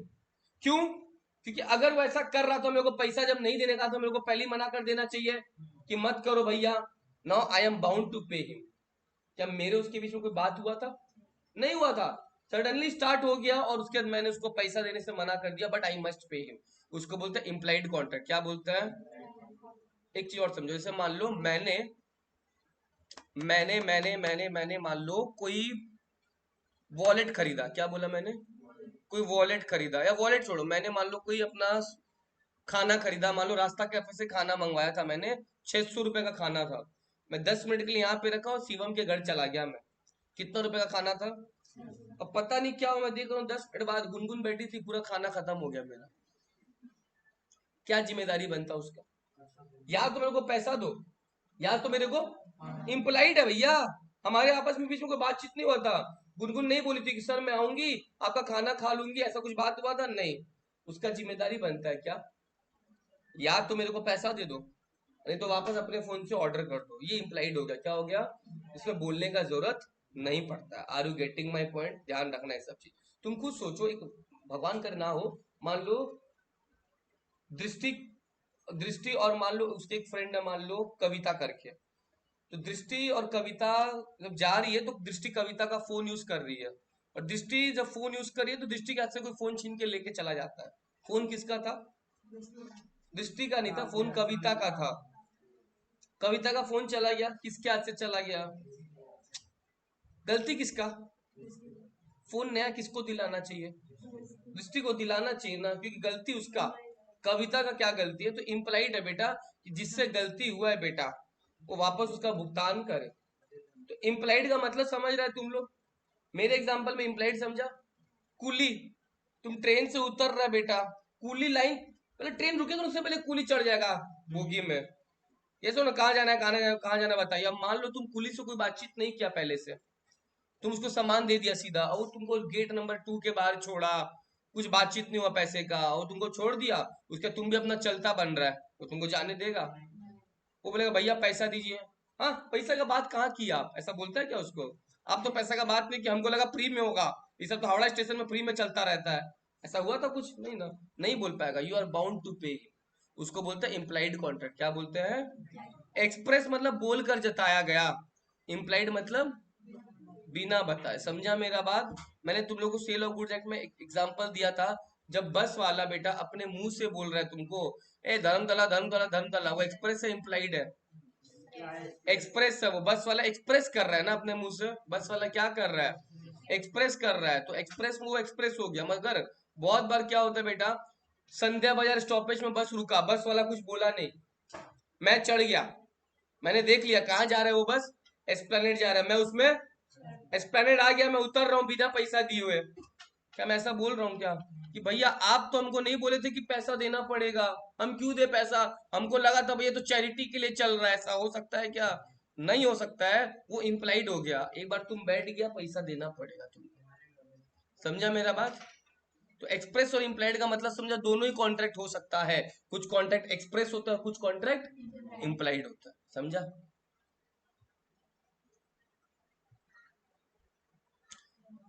A drinks a coffee in restaurant. There is an implied contract that he should pay price for the coffee. तुम कहीं कॉफी पी के आया तो तुमको पैसा दिए बिना छोड़ देगा क्या वो लोग? नहीं। और एक होता है बेटा टैसिट कॉन्ट्रैक्ट। कौन सा कॉन्ट्रैक्ट? टैसिट सीधा बात है, तुम एटीएम कार्ड डालता है ना बेटा मशीन में, मशीन तुमको क्या देता है? कैश देता है। तो ऐसा होता है क्या? तो तुम कार्ड डालता है तो मशीन बोलता है मेरे प्रिय ग्राहक तुम इसमें कार्ड डालो, मैं तुमको पैसा दे दूंगा, तुम 5,000 टाइप करोगे मैं 5,000 दूंगा। ऐसा बोल के होता है क्या? ये सब ऑटोमेटिकली बेटा टैसिट कॉन्ट्रैक्ट होता है, इलेक्ट्रॉनिक कॉन्ट्रैक्ट होता है। तुम कार्ड डालेगा, जो अमाउंट डालेगा वही तुमको मिलेगा। जैसे tacit contract between you and your ATM machine, उसको क्या बोलते हैं?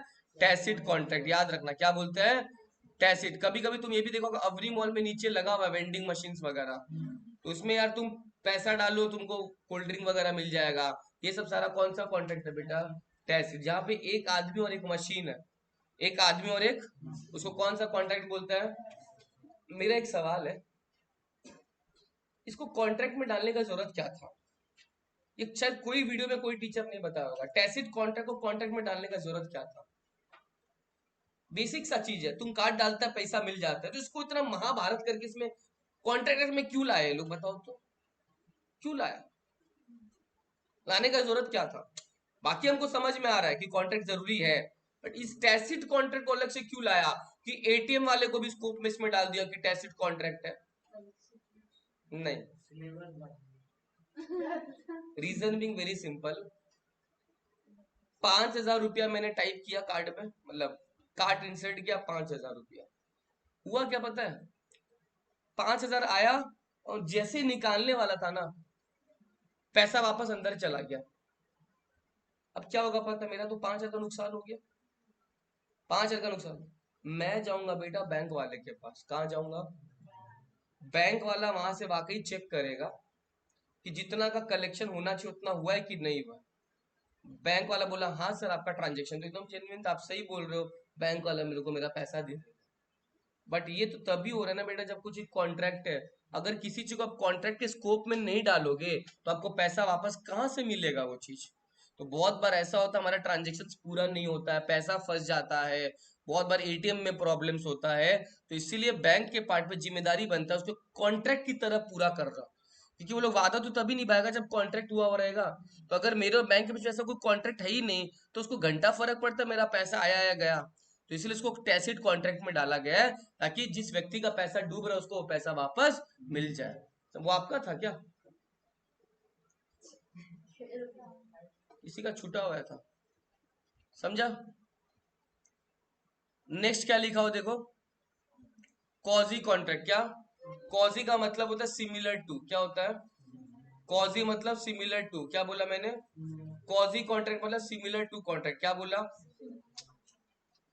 सिमरन आई मेरे पास, सिमरन आलम रात को पढ़ने आई, पढ़ने के बाद अपना फोन भूल के चली गई। अगले दिन सुबह आ रही है, बोले सर मेरा फोन दीजिए। मैं बोला नहीं दूंगा, चलेगा क्या ऐसा। जब कोई पार्टी अपना फोन भूल जाता है तुम्हारा जिम्मेदारी बनता है कि भैया आपको उसका अपना फोन वापस से लौटा देने का।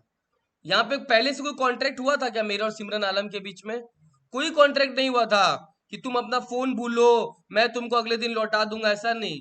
ये ऑटोमेटिकली कॉन्ट्रैक्ट की तरह ही काम कर रहा है कि जब कोई व्यक्ति अपना फोन भूल जा रहा है ये जिम्मेदारी बनता है कॉन्ट्रैक्ट की तरह ट्रीट करो उसको और उसको अपना फोन वापस से लौटा दो। उसको बोलते हैं कॉजी कॉन्ट्रैक्ट। क्या बोलते हैं, कॉजी मतलब होता है बेटा सिमिलर टू कॉन्ट्रैक्ट। क्या होता है, सिमिलर टू कॉन्ट्रैक्ट। तो that was not a contract but similar to contract, तो उसको भी आपको पूरा करना पड़ेगा।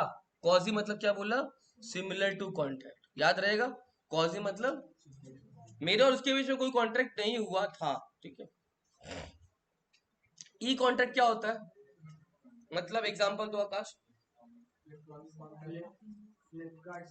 जब आप कोई ऑनलाइन सामान मंगा रहे हो फ्लिपकार्ट अमेजन, उसके बाद क्या क्या है, स्नैपडील ब्लिंकिट जेप्टो, ये सब सारे क्या कॉन्ट्रैक्ट है बेटा, ई कॉन्ट्रैक्ट है। तो इसको उतना डिटेल में करने का जरूरत नहीं है, ठीक है। ई कॉन्ट्रैक्ट है, याद आ रहा है कुछ, क्या क्या होता है एग्जीक्यूटेड,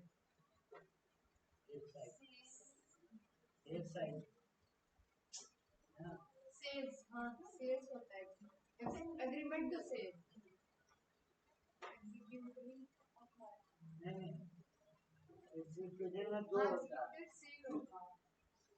एग्जीक्यूटेड सेल होगा और एग्रीमेंट टू सेल एग्जीक्यूटिव होगा। नहीं देखिए, दो पार्टी जहाँ पर फॉर्म कर देता है कॉन्ट्रैक्ट उसको एग्जीक्यूटिव बोलता है। एग्जीक्यूटिव मतलब एक दो पार्टी का फॉर्म करता है। देखो मान लो मैंने ये बुक हर्ष को बेच दिया 500 रुपया में, तो हर्ष को बुक तो दे दिया मगर हर्ष अभी तक पैसा नहीं दिया। क्या बोला, मैंने हर्ष को बुक बेच दिया मगर हर्ष अभी तक पैसा देना बाकी है। तो अगर बाकी है तो उसको बोलते हैं बेटा एग्जीक्यूटरी। क्या बोलते हैं, अगर बाकी है उसको बोलते हैं, मैंने हर्ष को बुक बेचा हर्ष हाथों हाथ पैसा दे दिया, उसको बोलते हैं एग्जीक्यूटेड। सही है आपका।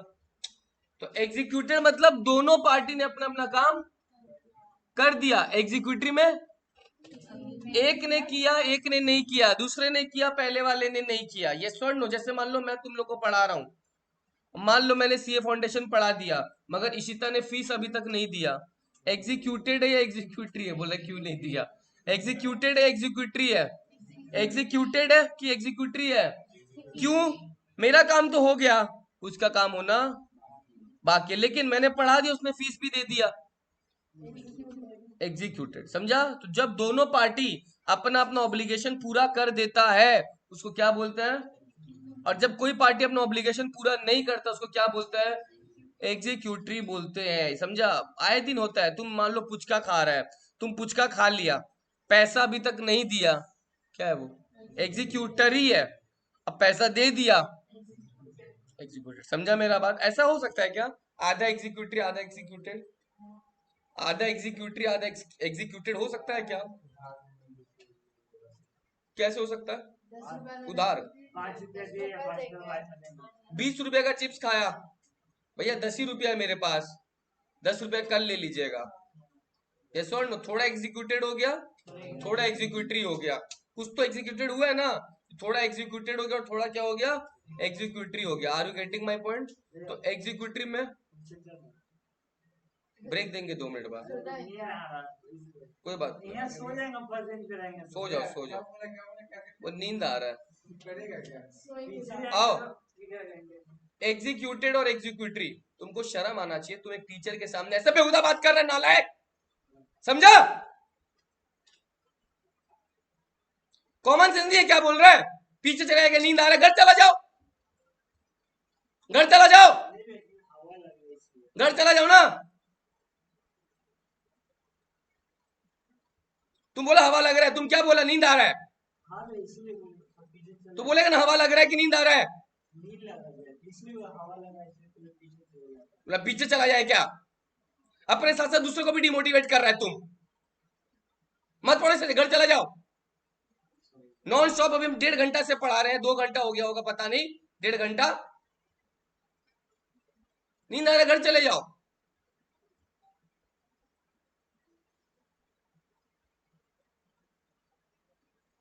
ऐसा बोलने से दूसरा को भी खराब लगेगा, उनका भी मनोबल टूटेगा।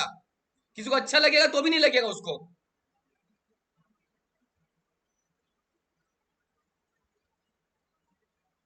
जाओ जाओ, घर चले जाओ, तुम जाओ। मैं पॉज करता हूँ रिकॉर्डिंग, घर जाओ। मैं बोल दे रहा हूँ घर पे।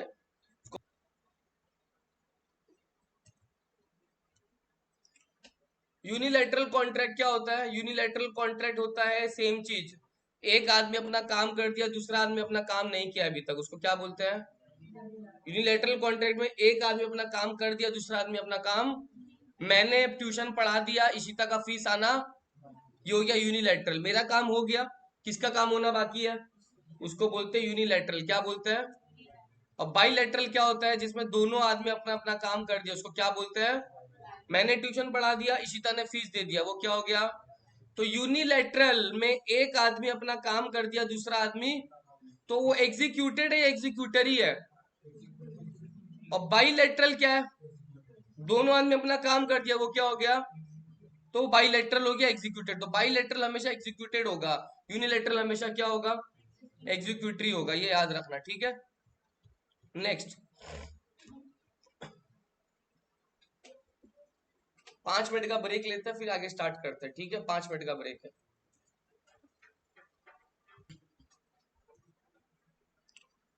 देखो मैंने एक चीज तुम लोग को बताया था, कॉन्ट्रैक्ट 2 चीज को मिलके बनता है, बोला था ना? कॉन्ट्रैक्ट कितना चीज को मिलके बनता है? 2 चीज। क्या क्या वो 2 चीजें बताओ तो मेरे को। एग्रीमेंट और इन्फोर्सिबिलिटी बाय लॉ, अगर वो बन जाएगा तो क्या हो जाएगा बेटा? कॉन्ट्रैक्ट हो जाएगा, श्योर हो? लेकिन अब एक चीज बताओ, फिर मैंने ये भी बोला था कि अग्रीमेंट भी 2 चीज को मिला के बनता है, याद है तुम लोग को? वो क्या होता है? अग्रीमेंट किन 2 चीजों को मिला के बनता है? प्रॉमिस और कंसिडरेशन, श्योर? प्रॉमिस भी 2 चीज को मिला के बनता है क्या? क्या क्या? एक्सेप्टेंस और ऑफर। देखो सबसे पहले मैंने बोला कॉन्ट्रैक्ट, सेक्शन 2H में लिखा था कि कॉन्ट्रैक्ट बेटा अग्रीमेंट प्लस लॉ इन्फोर्सिबिलिटी, यही तो लॉ इन्फोर्सिबिलिटी। अग्रीमेंट के लिए क्या बोला था फिर? 2 चीज, promise along with consideration. Promise के लिए फिर 2 चीज, ऑफर प्लस एक्सेप्टेंस, है ना? तो हमारा स्टार्ट हुआ, एक ऑफर होना चाहिए, उसके साथ साथ उसका एक्सेप्टेंस होना चाहिए, तब जाके वो प्रॉमिस बनेगा।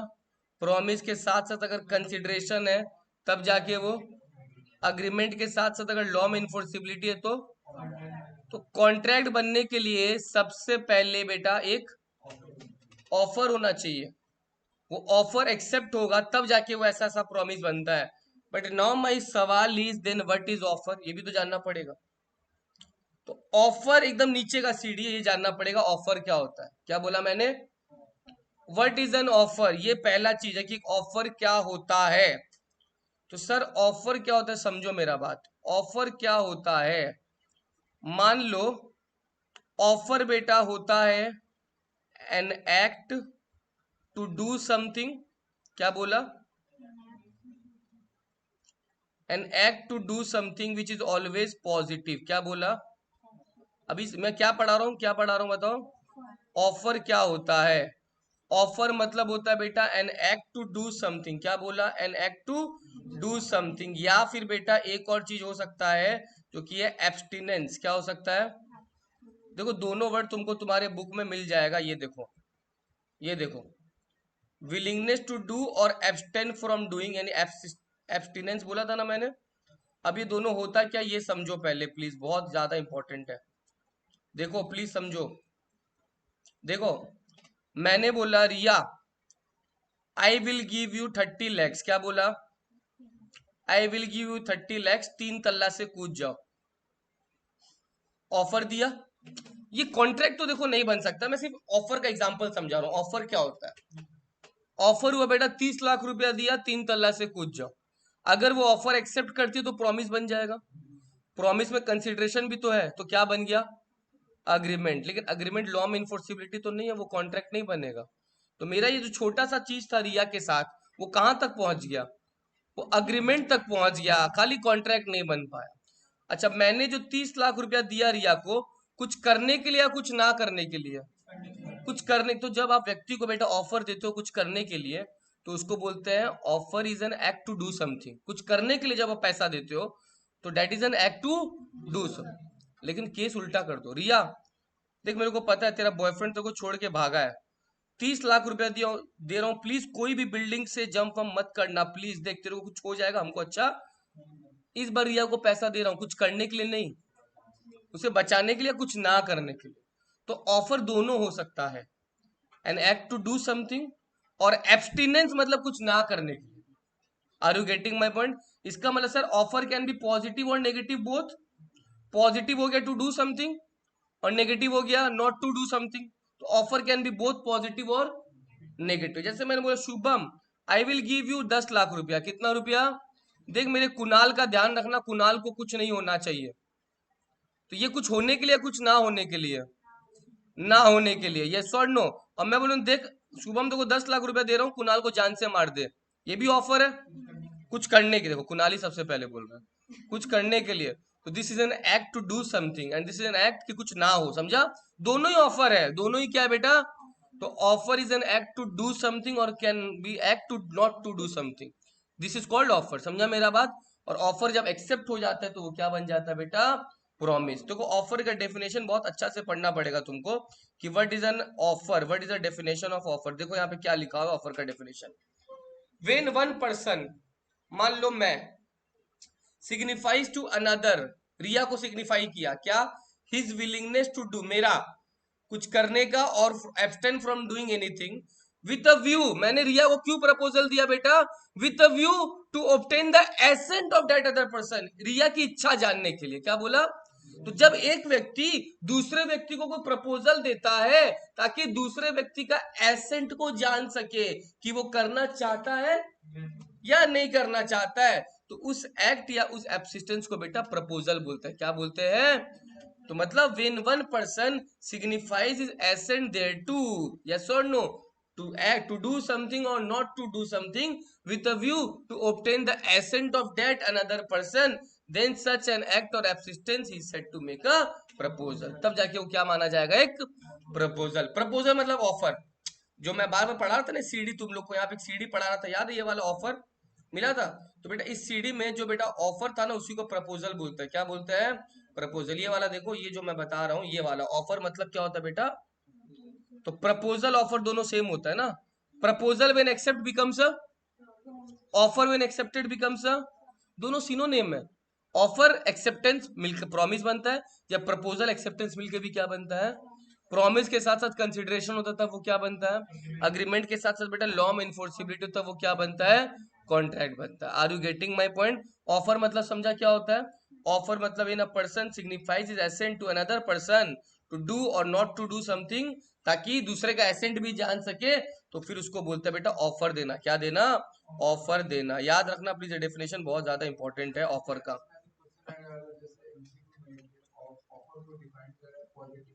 दोनों हो सकता है, बोथ पॉजिटिव, ठीक है। ऑफर का सेक्शन है 2A। क्या है? सबसे पहला नीचे का कड़ी है ना एकदम, तो 2A, और लास्ट में क्या बना? कॉन्ट्रैक्ट। उसका सेक्शन क्या है? अग्रीमेंट का सेक्शन क्या है बेटा? 2E। ये सब याद रखना। चलो नेक्स्ट आओ। सर जो इंसान ऑफर दे रहा है, क्या बोला, जो इंसान ऑफर दे रहा है उसको ऑफरर बोलते हैं, क्या बोलते हैं, और जिस इंसान को ऑफर दिया गया है उसको ऑफरी बोलते हैं, ऑफरी क्या बोलते हैं। मेरे एग्जांपल में, मेरे और रिया के एग्जांपल में ऑफरर कौन है, ऑफरी कौन है। ऑफरर को एक नाम से और बोला जाता है बेटा, प्रोमिसर, क्या बोला जाता है, और जो ऑफरी है उसको एक नाम से और बोला जाता है, प्रोमिसी, क्या। तो मैं ऑफरर भी हूं और प्रोमिसर भी हूं, रिया ऑफरी भी है, प्रोमिसी भी है, दो नाम है। जो इंसान ऑफर देता है उसको ऑफरर भी बोलते हैं, ऑफरी भी बोलते हैं, और जो इंसान बेटा जिसको ऑफर दिया जा रहा है उसको प्रोमिसर भी बोलते हैं, आई मीन प्रोमिसी भी बोलते हैं या ऑफरी भी बोलते हैं, याद रखना, ठीक है। ऑफरर या तुम्हारा प्रोमिसर, ऑफरी और प्रोमिसी, ठीक है। देखो मैंने क्या बोला, एक वैलिड ऑफर होने के लिए या तो कुछ करना है या फिर विलिंग टू डू और not to do something, positive भी हो सकता है और नहीं भी हो सकता है। Are you getting my point. जैसे मान लो मैंने बोला तेरे को 20 लाख रुपया दे रहा हूं, कुणाल तेरे को कितना रुपया दे रहा हूं, तू सीएम में पास करने के बाद यहाँ पे अपना ट्यूशन सेंटर नहीं खोलेगा। ऑफर दिया तो कुछ करने के लिए ना करने के लिए, वो एब्सटिनेंस हो गया, क्या हो गया। कुणाल 20 लाख रुपया दे रहा हूँ, प्लीज यहाँ पे तू मेरे साथ पार्टनरशिप कर लेना, करने के लिए ना करने के लिए, तो वो एक्ट हो गया, क्या हो गया। An act to do something या नॉट टू डू समथिंग, कुछ भी ऑफर हो सकता है, ये याद रखना, ठीक है। ऑफर क्यों दिया गया, ताकि एक व्यक्ति दूसरा व्यक्ति का एसेंट को जान सके, क्या बोला, एक व्यक्ति दूसरे व्यक्ति के एसेंट को। एक सीधा बात बताओ, रमेश बोल रहा है रिया को कि विल यू मैरी मी, क्यों बोल रहा है रमेश ऐसा रिया को, क्या जानने के लिए कुणाल, कि प्यार नहीं, शादी करेगी फिर, बिना प्यार के भी शादी होता है, ऐसा बात नहीं। तो रमेश जानना चाहता है रिया से कि रिया उससे शादी करेगी कि नहीं, तो भैया प्रपोजल दिया ही जाता है कि आप सामने वाले को इंटेंशन अपना क्लियर कर दो। Are you getting my point. तो वही एग्जांपल सेम टू सेम लिखा हुआ है कि willingness must be express with view to obtain the assent, सामने वाले का रजामंदी हाँ या ना जानने के लिए ऑफर दिया जाता है, अगर सामने वाला हाँ करे या ना करे। ये देखो मैंने ऑलरेडी बता दिया, क्या ऑफर कैन बी बेटा, बताने का जरूरत नहीं है, offer can be both positive and. Example समझो, मान लो मैंने सिमरन का स्कूटी ठोक दिया, 20,000 रुपए का खर्चा है, कितना रुपया का, अगर मैं नहीं दूंगा वो कोर्ट में जाएगी, लॉयर हायर करेगी, बहुत ज्यादा खर्चा है। मैंने बोला सिमरन सुन ना, 5 और 10 रुपए पकड़ ले प्लीज, कोर्ट में मत जा। ये हाँ, तो ये सिमरन को जो दे रहा हूं मैं पैसा, कुछ करने के लिए ना करने के लिए, नेगेटिव हो। तो ऑफर बार बार बोल रहा हूँ, पॉजिटिव भी हो सकता है और दुनिया भर के एग्जाम्पल हो सकते हैं ऐसे। Are you getting my point. Offer can be positive as well as negative, ठीक है। इसमें से आप ये बता रहे कि कुछ ना करने के लिए भी, तो क्वेश्चंस में भी ऐसे ही एग्जांपल्स के थ्रू बात, एग्जाम्पल के थ्रू आ सकता है, डायरेक्ट बोल देगा कि offer can B N act और कैन बी एब्सटिनेंस। एब्सटिनेंस मतलब कुछ ही ना करने के लिए, एक्ट मतलब कोई चीज करने के लिए, ठीक है। अच्छा, अब ऑफर देखो ऑलरेडी हम लोग को पता है, नहीं ये तुम लोग को नहीं पता है, सुनो। 5 तरह का ऑफर होता है, मैं ऐसे ही बता दूं क्या, नाम देख के, क्या क्या है सुनो बेटा। पहला क्या है, दूसरा क्या है, तीसरा क्या है, चौथा क्या है, पांचवा क्या है। What is general offer, open to all, open to public, क्या बोला मैंने, open to public. General offer क्या बोला, जैसे अच्छा एग्जांपल में थोड़ा और क्लियर करता हूँ। जैसे मान लो बेटा मैं एक ट्रक पे खड़ा हो जाता हूँ, किस पे खड़ा हो जाता हूँ, ट्रक पे, और मैं बोलता हूँ सुनो सुनो सुनो, तुम सारी लड़कियां सुनो, मैं शादी करना चाहता हूँ, कौन कौन मेरे से शादी करना चाहता है बताओ मेरे को। ओपन टू ऑल, मैंने ऑफर जो दिया सबके लिए ओपन है, तो सब कोई बोल सकता है कि मैं करना चाहती हूँ तुमसे शादी, मैं करना चाहती हूँ तुमसे शादी, कोई भी बोल सकता है ऐसा। वो कौन सा ऑफर है बेटा, जनरल ऑफर, कोई भी एक्सेप्ट कर सकता है, हाँ बट मेरे पे फाइनल डिपेंड करेगा मैं किसको एक्सेप्ट करूँ या ना करूँ, सबके साथ तो नहीं ना कर सकता। तो जनरल ऑफर क्या हो गया, open to all, any one can accept, सब कैंडिडेट्स के लिए ओपन है, आपको सिर्फ मेरे पे चूज करना है, तो open to all, any one can accept. General offer में ये अच्छा चीज है, लेकिन जनरल को अगर स्पेशल में कन्वर्ट करो क्या होगा। कोई स्पेसिफिक चीज मैं ट्रक पे खड़ा हुआ था, मैंने बोला ए देख लाल दुपट्टे वाली, तो तेरे को बोल रहा हूँ तू मुझसे शादी करेगी क्या, स्पेशल ऑफर स्पेशल लोगों को दिया जाता है और सिर्फ वही एक्सेप्ट कर सकता है, सब कोई accept. General offer can be accepted by anyone. Special offer बेटा सिर्फ जिसको दिया गया वही एक्सेप्ट कर सकता है, उसको क्या बोलते हैं बेटा? Special offer. समझा मेरा? बाकी सबको एक्सेप्ट। अब लाल के बगल में हरे दुपट्टे वाली है, वो तो एक्सेप्ट नहीं ना करेगी उसको। तो जनरल कोई भी कर सकता है, स्पेशल जिसको दिया गया सिर्फ और सिर्फ हमेशा वही एक्सेप्ट करेगा। डिफरेंस समझा मेरा बात? नेक्स्ट क्या है? Counter offer. मम्मी लोग बहुत ज्यादा करती है बार्गेनिंग। बोलेगा भिंडी 40 रुपया, भैया 35 में देंगे क्या? 20 में देंगे क्या? तो उसमें क्या हुआ, वो 40 बोला, मम्मी सपोज 30 बोली, तो वो हाँ कर गया, तो 40 वाला हट गया, नया ऑफर आ गया कितने का? 30 का। तो वो काउंटर ऑफर होगा। क्या हो गया? Bargaining is the best example of counter offer, कि पुराना हटा नया आ गया। General, special, counter. नेक्स्ट क्या है बेटा? Cross offer. बड़ा इंटरेस्टिंग है। पता है किसको क्रॉस ऑफर क्या होता है? नहीं नहीं, क्रॉस ऑफर ऐसा नहीं। एक ही ऑफर हाँ, क्रॉस ऑफर ही होता है। जैसे मान लो मैं अवनी मॉल में गया, ठीक है, 14 फरवरी को, कितना फरवरी को, और मेरी दोस्त भी आने वाली थी, हम लोग बोला चलो मिलते हैं।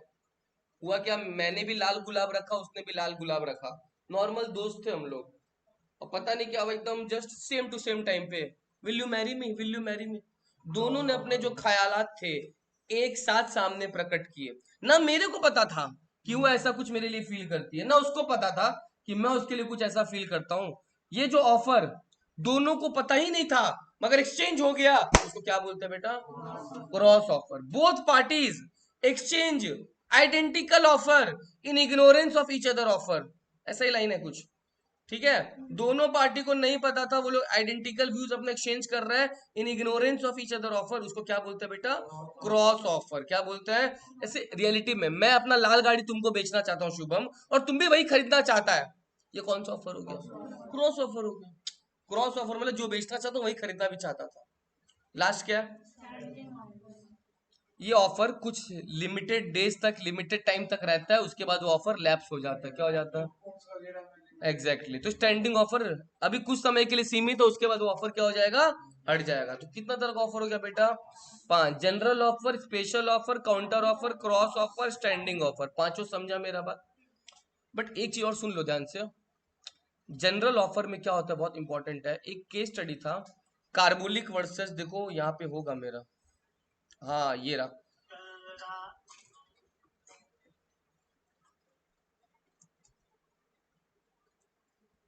स्टडी है बेटा, देखो क्या लिखा हुआ है, कार्बोलिक स्मोक बॉल कंपनी। मिला क्या? ये बहुत ज्यादा इंपॉर्टेंट है, सुनो ध्यान से, बहुत ज्यादा। देखो ये कंपनी था, क्या था? उस समय इन्फ्लुएंजा बहुत फैला हुआ था, इन्फ्लुएंजा इज अ बीमारी। ये कंपनी क्या बोला न्यूज़पेपर में क्या बोलते हैं, एडवर्टीजमेंट छाप दिया, अगर हम, ये दवाई है, स्मोक बॉल कंपनी दवाई, स्मोक बॉल एक दवाई है, बोला इन्फ्लुएंजा जिसको हुआ है अगर वो ये दवाई ले लेगा तो उसको बेटा कभी इन्फ्लुएंजा नहीं होगा, और होगा भी तो ठीक हो जाएगा। और अगर अगर ऐसा लेने के बाद इन्फ्लुएंजा होता है, हम आपको बेटा 100 पाउंड इनाम में देंगे। कितना रुपया में? ये इनका कहानी था। क्या बोला, वापस बोल रहा हूँ, कार्बोलिक स्मोक बॉल कंपनी बेटा एक मेडिसिन का, दवाई का कंपनी था। इन्होंने बोला कि जिसको इन्फ्लुएंजा हुआ हुआ है बेटा, वो ये अगर ले लेगा तो वो ठीक हो जाएगा या इन्फ्लुएंजा नहीं होगा। कहाँ पे एडवर्टीजमेंट छापा? न्यूज़पेपर में। जब ये एडवर्टीजमेंट बेटा मिस कार्लिल करके थी, एक औरत थी मिस कार्लिल, क्या था?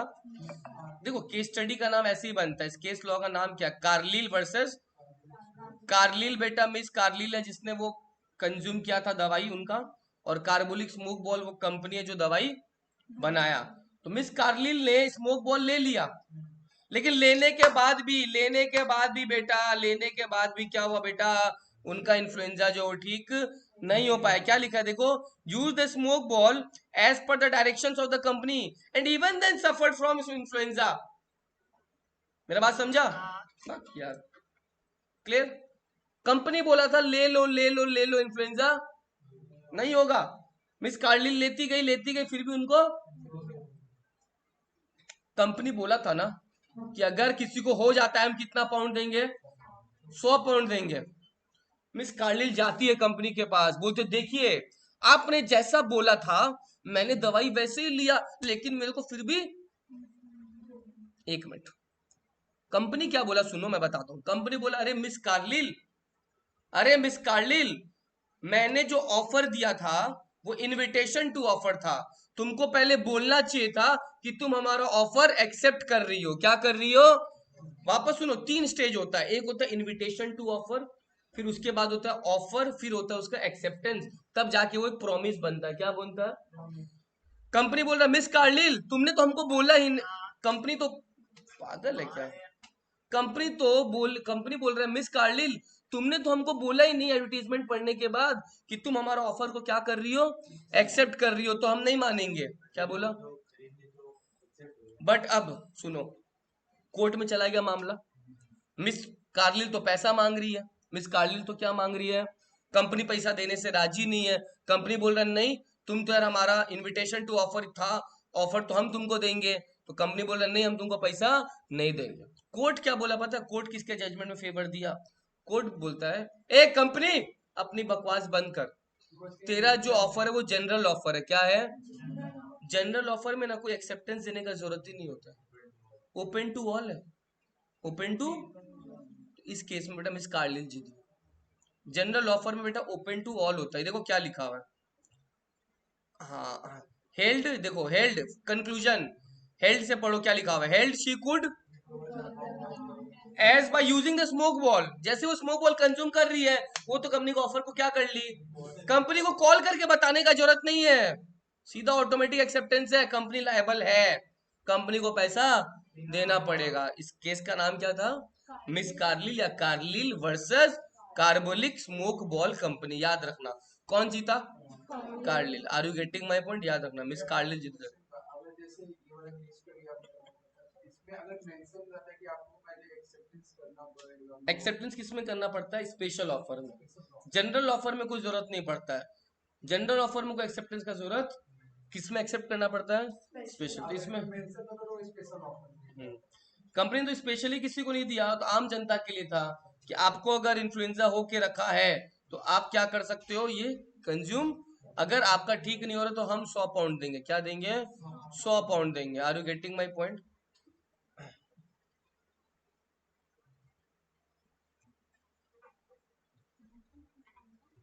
अच्छा, स्पेशल ऑफर मैंने बता दिया तुम लोग को।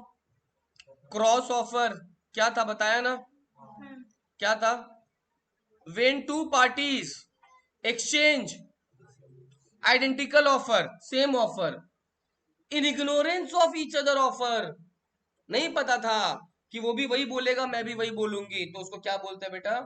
Cross offer. समझा मेरा बात? क्रॉस ऑफर, ठीक है।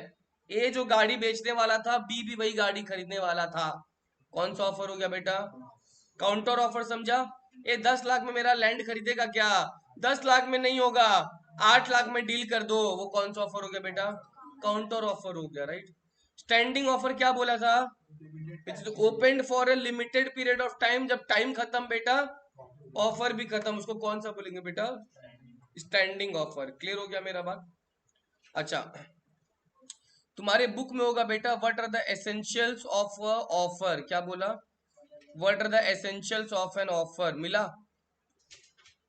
सुनो, मैं 5-6 स्लाइड दिखा रहा हूं, उनका फोटो लो और रीड करना स्टार्ट करो। फोटो लो इसका और रीड करो, एक एक स्लाइड का फोटो ले लो। अगर लिखा हुआ है जिसके पास बुक है तो अच्छा बात है, नहीं है तो फोटो ले लो और रीड करो। इसमें छोटा है शायद, उसमें बड़ा भी हो सकता है, पता नहीं मेरे को, पूरा सेम है। लिया? अगर बुक है तो सेम है, हाँ। तो बेसिक बुक से कर देगा। हुआ? लिया? तुम लोग मत लो, तुम्हारे पास तो है।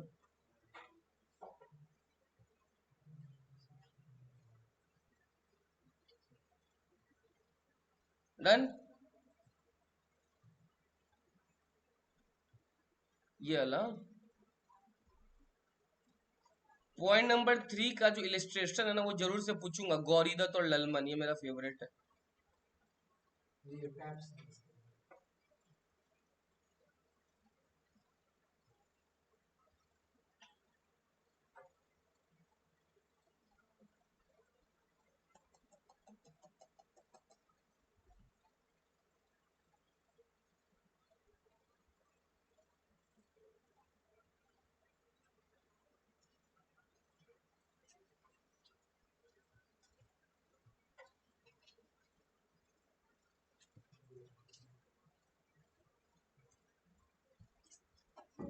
बस 8 करना, 8 नहीं 7, 8वां मैं ही बताऊंगा। नहीं 8, सॉरी 8 करेगा, 9 से हम बताएंगे, 9th पॉइंट हम बताएगा। हम्म।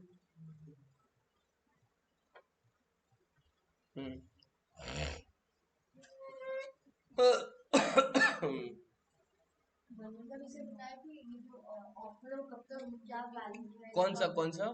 ये वाला जो एसेंशियल वैलिड ऑफर है इसमें ये ना इसका बताया मतलब एक ऑफर कैसा होना चाहिए, एक ऑफर होने के लिए ये सब चीज। सबसे पहले नंबर 6 बोला ना, नंबर 6 है हर्ष, तुम्हारा पॉइंट नंबर 6 है ये वाला। ऑफर, अरे यार, offer should not contain a term the non compliance of which should amount to offer, ये तो हाँ। Offer should not contain a term the non compliance of which should amount to offer. Harsh, अम, तू मेरे को यार एक काम कर हर्ष, मैं तेरे को 6 बुक दे रहा हूँ, तू मेरे को बताना कि तू लेगा कि नहीं लेगा, 500 रुपया करके दाम में।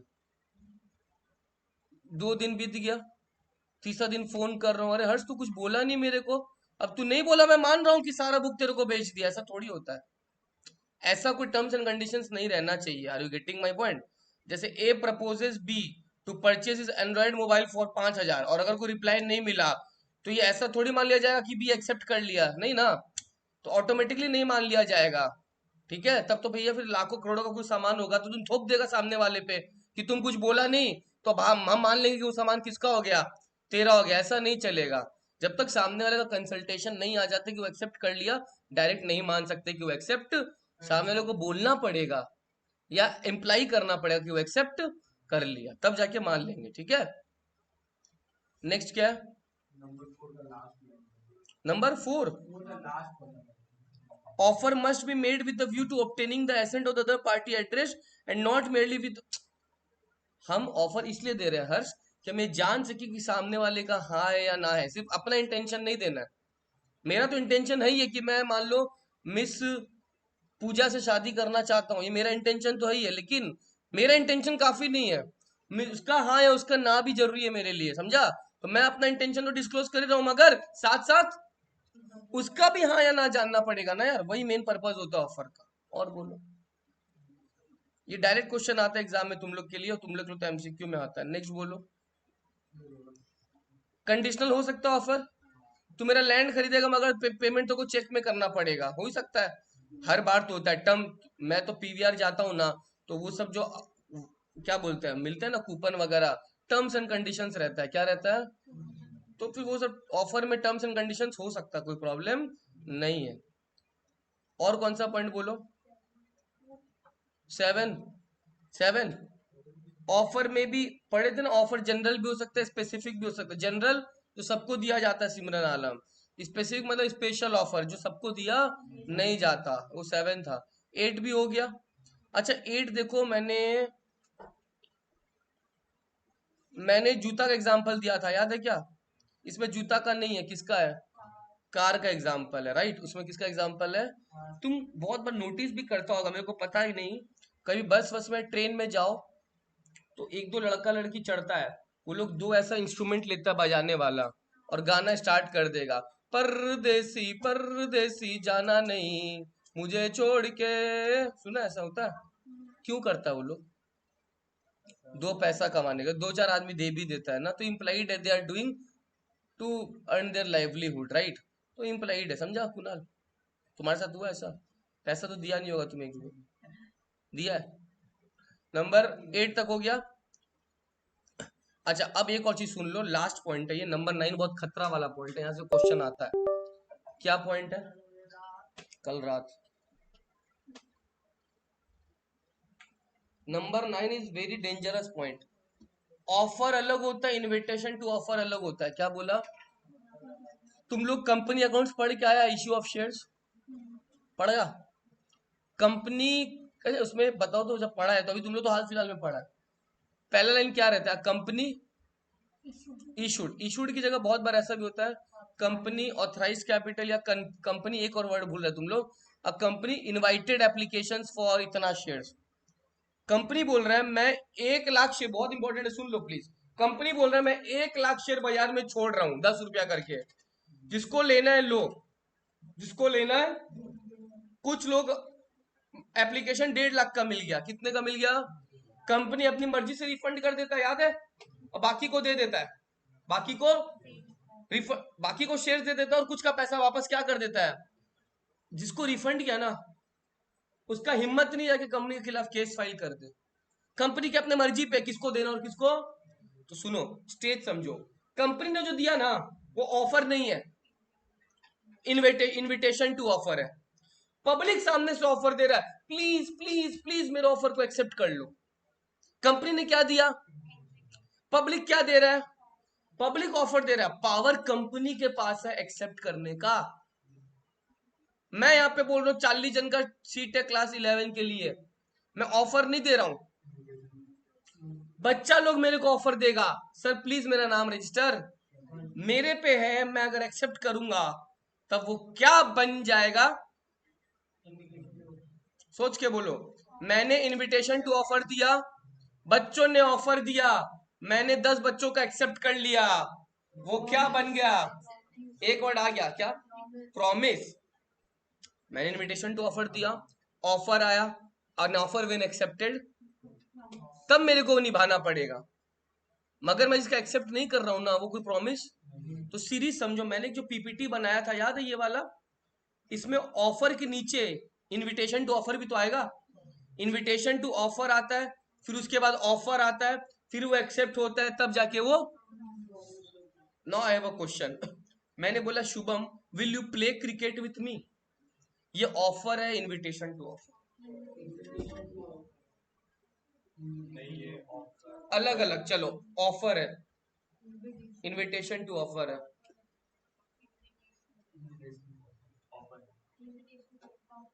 इनविटेशन टू ऑफर, आप उसमें गाइड करें। ये ऑफर है, this is an offer. Will you play cricket with me offer, वो खेलेगा, एक्सेप्ट हो जाएगा। इनविटेशन टू ऑफर नहीं, क्या है? अच्छा एक और चीज, मेरे यहाँ पे सामने दुकान एक तो एयर सैलून के पास में आशीर्वाद क्रिएशन करके, उन्होंने लगा के रखा है सेल 30% ऑफ। क्या? आइए देख के चले जाइए। इनविटेशन टू ऑफर है, ऑफर है, इनविटेशन टू ऑफर है। तुम आया, देख के गया, मेरा मन तुमको बेचू ना बेचू यार, मेरा मन, वो इनविटेशन टू ऑफर हुआ। सामने वाला मेरे को क्या देगा? ऑफर, कि मैं ये लेना चाहता हूँ प्लीज 30% दे दीजिए, फिर वो मैं एक्सेप्ट करूंगा, तब जाके वो क्या बन जाएगा?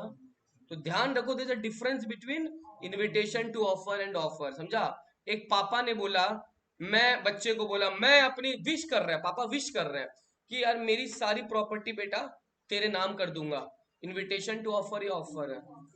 ये इनविटेशन जस्ट एक मेरी स्टेटमेंट है ना बेटा, विश है।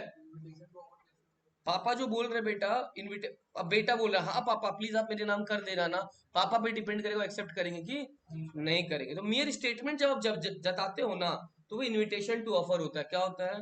Invitation to offer. पापा ऑफर कब देंगे पता? पापा जब ऐसा, पापा विश किए, पापा ऐसा बोले होगे, बच्चा को समझो, इमेजिन करो, मैं सोच रहा हूँ बेटा जिस दिन मैं मर जाऊंगा ना, उस दिन सारी की सारी प्रॉपर्टी तेरे नाम कर दूंगा। कहाँ ऑफर दिया? ऑफर कब होता? अब ऐसे होता, सुनो लैंग्वेज चेंज करो, मैं जिस दिन मर जाऊंगा उस दिन सारी प्रॉपर्टी तेरे नाम करना चाहता हूं, तो क्या सारी प्रॉपर्टी अपने नाम लेना चाहता है? अब वो ऑफर हुआ, उसका एक्सेप्ट बच्चा करेगा, तब वो प्रॉमिस बन जाएगा। समझ रहे दोनों स्टेटमेंट में चेंजेस? तो इनविटेशन टू ऑफर और ऑफर। काउंसिल ने बोला क्लास 12 का रिजल्ट आने वाला है, बोला है कि हम 100 बच्चों को चूज करेंगे, जिनका 90% से ऊपर आएगा रैंडमली हम उसको 95% का स्कॉलरशिप देंगे। इनविटेशन टू ऑफर या ऑफर? मैं हटा देता हूँ उसको, इसमें आंसर लिखा हूँ, आप बोलो। कंपनी बोला हम रैंडमली चूज करेंगे 100 बच्चों को, जिनका 95% से ऊपर आएगा हम उसको दे देंगे। Invitation, invitation, offer, offer, invitation, invitation, offer. The correct answer है इनविटेशन। पूछो क्यों? रैंडमली चूज करेगा, तो अब कंपनी रैंडमली चूज कर, कंपनी के पास पावर है ना, मैन काउंसिल के पास पावर है। बाकी जिनको नहीं देगा वो तो केस नहीं ना कर सकता है। अगर ऑफर देता, अपने हिसाब से कर रहा है ना, शेयर्स में भी तो ये हुआ था ना, कंपनी अपने हिसाब से इनवाइट कर दिया एप्लीकेशन, जिसको देना है दो वरना मत दो। तो स्कॉलरशिप अनाउंसमेंट करना, पापा का एक डिजायर होना, तो सब इनविटेशन टू ऑफर है। ऑफर हम लोग देंगे सामने वाले को कि हाँ प्लीज मेरे को आपका इनविटेशन मिला, प्लीज मुझे भी आप अपने इनविटेशन में शामिल कर लीजिए। अगर करता है तब वो एक्सेप्ट हो जाएगा, नहीं तो नहीं होगा। देखो क्या लिखा हुआ ये रहा, an announcement to give 95% scholarship to children scoring more than 95% in 12 board is not an offer. तो नॉट एन ऑफर तो क्या है फिर वो, इनविटेशन टू ऑफर है। समझ में आ रहा है डिफरेंस? यहाँ से क्वेश्चन आएगा ही पक्का, बहुत ज्यादा इंपॉर्टेंट है कि difference between offer and invitation to offer. देखो ये केस स्टडी पढ़ते पढ़ते बच्चों का सूख जाता है, ये लास्ट पार्ट है। ये केस स्टडी पढ़ते पढ़ते बच्चों का सूख जाता है। केस का नाम क्या पता है? Harvey versus फैसी। हार्वे वर्सेस, बहुत इंपॉर्टेंट केस स्टडी। आज मैंने बेल्फर वर्सेस बेल्फर बताया, हार्वे वर्सेस फैसी बता रहा हूँ, बहुत ज्यादा इंपॉर्टेंट है, सुनना है। अरे तुम लोग गौरी दत्त और ललमन पढ़ा, समझ में आया? जी वर्सेस एल एक था ना केस स्टडी, पढ़ लिया था ना, बहुत इंपॉर्टेंट है वो भी, एग्जाम में आता है ऐसा, ठीक है? सुनो ध्यान से। इन दिस केस अगर मैं, अच्छा एक मिनट स्क्रीन पे है तो 2 मिनट पढ़ो, देखो क्या समझ में आता है। मैं बताऊं तो क्या समझ, कुछ समझ में नहीं आएगा तुम लोग को, ट्राई करो फिर भी समझने का, हो सकता आ जाए। यहां तक पढ़ने का जरूरत है तुमको, खाली यहां तक, प्राइस तक, यहां तक पढ़ना है बस। हाँ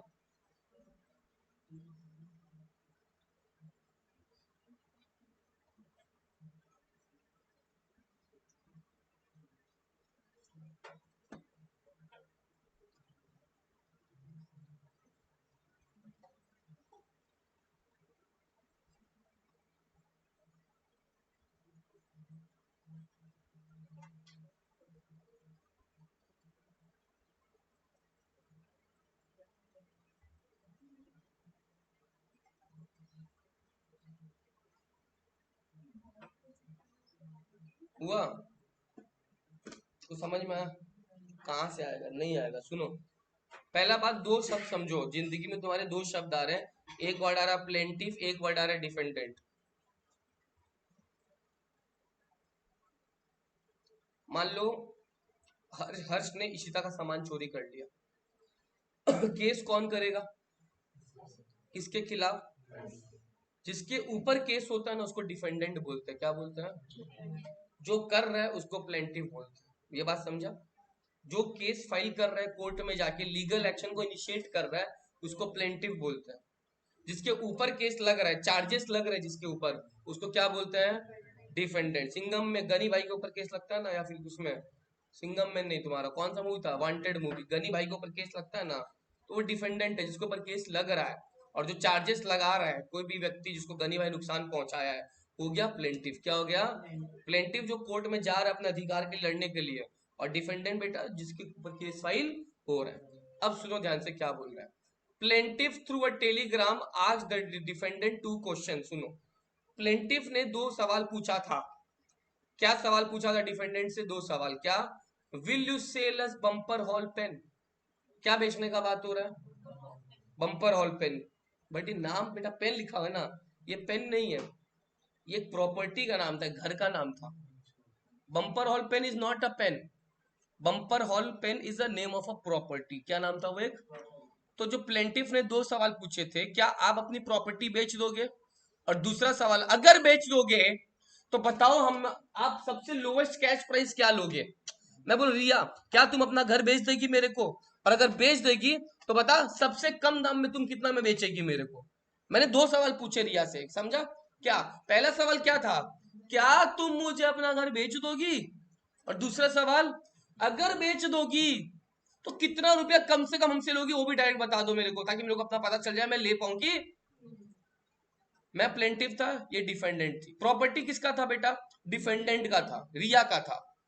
रिया ने जवाब दिया मेरे को, ऐसा बात नहीं उसने जवाब नहीं दिया, उसने जवाब दिया टेलीग्राम के थ्रू, बोली lowest price for the bumper hall pen, मतलब lower price for the property is 900 pound. कितना लेगी वो? मैंने दो सवाल पूछे रिया से, रिया क्या तुम अपना प्रॉपर्टी बेच दोगी? और अगर बेच दोगी तो बताओ तुम सबसे कम दाम मेरे से कितना लोगी? रिया ने जवाब दिया, बोला, रिया ने बोला सर मैं आपसे 900 पाउंड लूंगी। अब पता है क्या हुआ? जब ऐसा रिया ने बोला ना, रिया ने ऐसा बोलने के बाद प्रॉपर्टी किसी और को बेच दिया, मेरे को नहीं बेचा। गलत हुआ ना? रिया ने वो प्रॉपर्टी मेरे को नहीं बेचा, रिया ने वो प्रॉपर्टी किसको बेचा, किसी और को। मान लो रिया ने वो प्रॉपर्टी कुणाल को बेच दिया, किसको बेच दिया, मेरे को दुख हुआ तो तभी तो मैं कोर्ट में गया, कोर्ट को बोला ये देख ये बंदी मेरे को वादा की थी, ये बंदी मेरे को वादा की थी कितना में दे देगी, अपने वादे से मुकर रही है, मेरे को प्रॉपर्टी दिलाओ, कोर्ट जज साहब मेरे को प्रॉपर्टी दिलाओ।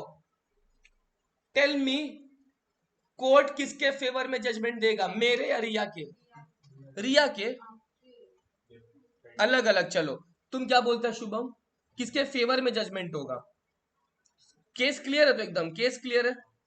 मैंने उसको बोला भैया तुम क्या अपना प्रॉपर्टी बेच दोगी, और बेच दोगी तो कितने में, वो मेरे को बोल रही है 900 पाउंड। कोर्ट वाला किसके फेवर में जजमेंट देगा, मेरे या उसके, रिया के, रिया के, कशिश का फोन आ रहा है, रिया के, रिया। अब वो केस समझा, किसके फेवर में कोर्ट जजमेंट देगा, मेरे या रिया के। अगर मेरे फेवर में जजमेंट देगा तो मतलब कोर्ट मेरे को प्रॉपर्टी दिलवाएगा, रिया के फेवर में जजमेंट देगा तो कोर्ट मेरे को गलत साबित कर देगा, मेरे फेवर में, मेरे फेवर में, रिया के फेवर में, मेरे फेवर में। तुम क्या बोला, रिया के फेवर में। पैसा दिए भी नहीं। देखो द आंसर इज डेफिनेटली जो जजमेंट जाएगा वो रिया के फेवर में जाएगा, मेरे फेवर में। इसका रीजन बताओ, रीजन कोर्ट ने क्या बोला पता है, कोर्ट बोला पैसे का लेन देन छोड़, कोर्ट बोल रहा है ए मोहित तुमने रिया से कितने प्रश्न पूछे थे, 2 प्रश्न। पहला प्रश्न ये था कि तुमने पूछा था रिया तुम अपना प्रॉपर्टी बेच दोगी क्या, दूसरा सवाल था रिया अगर तुम बेचोगी तो बताओ लोवेस्ट प्राइस कितना होगा। कोर्ट बोल रहा है मोहित रिया ने तुम्हारे सेकंड सवाल का तो जवाब दिया था, क्या रिया ने तुम्हारे फर्स्ट सवाल का जवाब दिया था कि वो तुम्ही को बेचेगी, वो कहाँ लिखी थी रिया, रिया तो खाली लोएस्ट कैश प्राइस बोल के छोड़ दी। रिया अगर ऐसा बोलती yes I will sell you my property and I will sell you my property for 900 pound if you give me the amount by today, अगर ये सब वो सब चीज बोलती तब तो रिया के फेवर में जजमेंट नहीं होगा, किसके फेवर में होता, बट अभी मेरे फेवर में नहीं हो सकता क्योंकि रिया ने पहला सवाल का जवाब नहीं दिया था। तो डेफिनेटली जब रिया ने जवाब नहीं दिया मेरे को तो जजमेंट किसके फेवर में जाएगा बेटा, रिया के फेवर में जाएगा। Are you getting my point.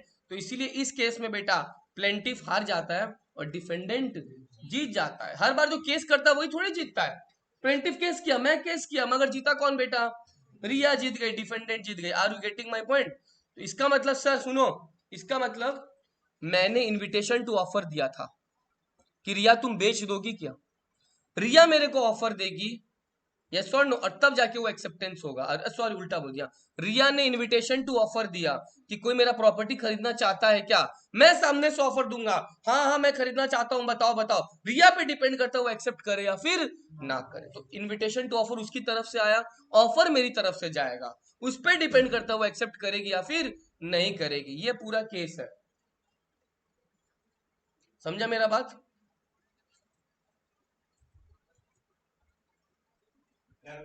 वैसे क्लियर हुआ। ये सब केस स्टडी अगर नहीं समझाऊंगा ना तुम लोग खुद समझ नहीं पाएगा, ठीक है, ध्यान रखना। तो कोर्ट का जजमेंट पूरा का पूरा वही था जो मैंने तुम लोग को समझाया, ठीक है। अब सुनो ध्यान से, घर में क्या क्या पढ़ना है तुम लोग को सुनो।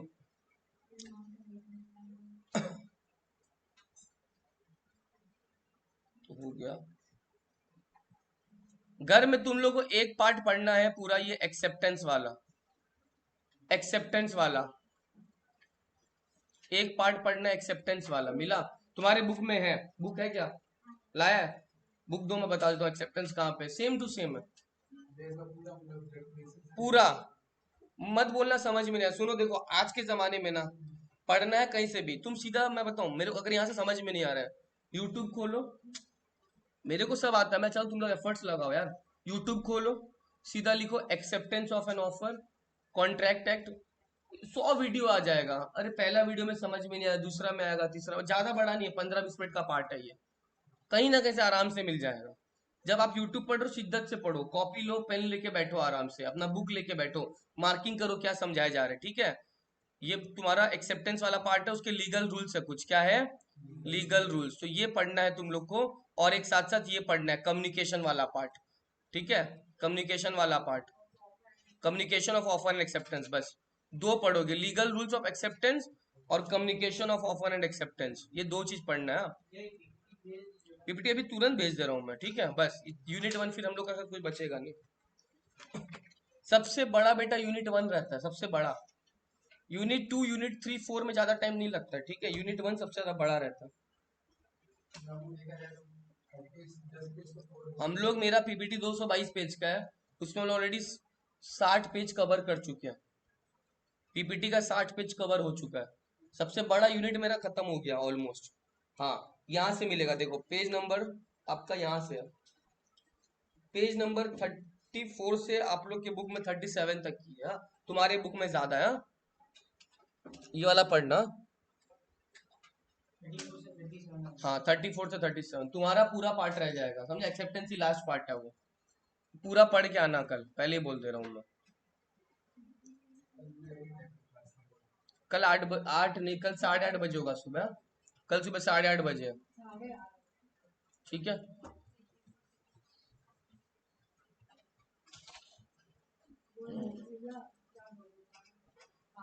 आज कुछ नहीं है, आज कैसे हो सकता है, आज कैसे हो सकता है, आज से डबल काम करेंगे।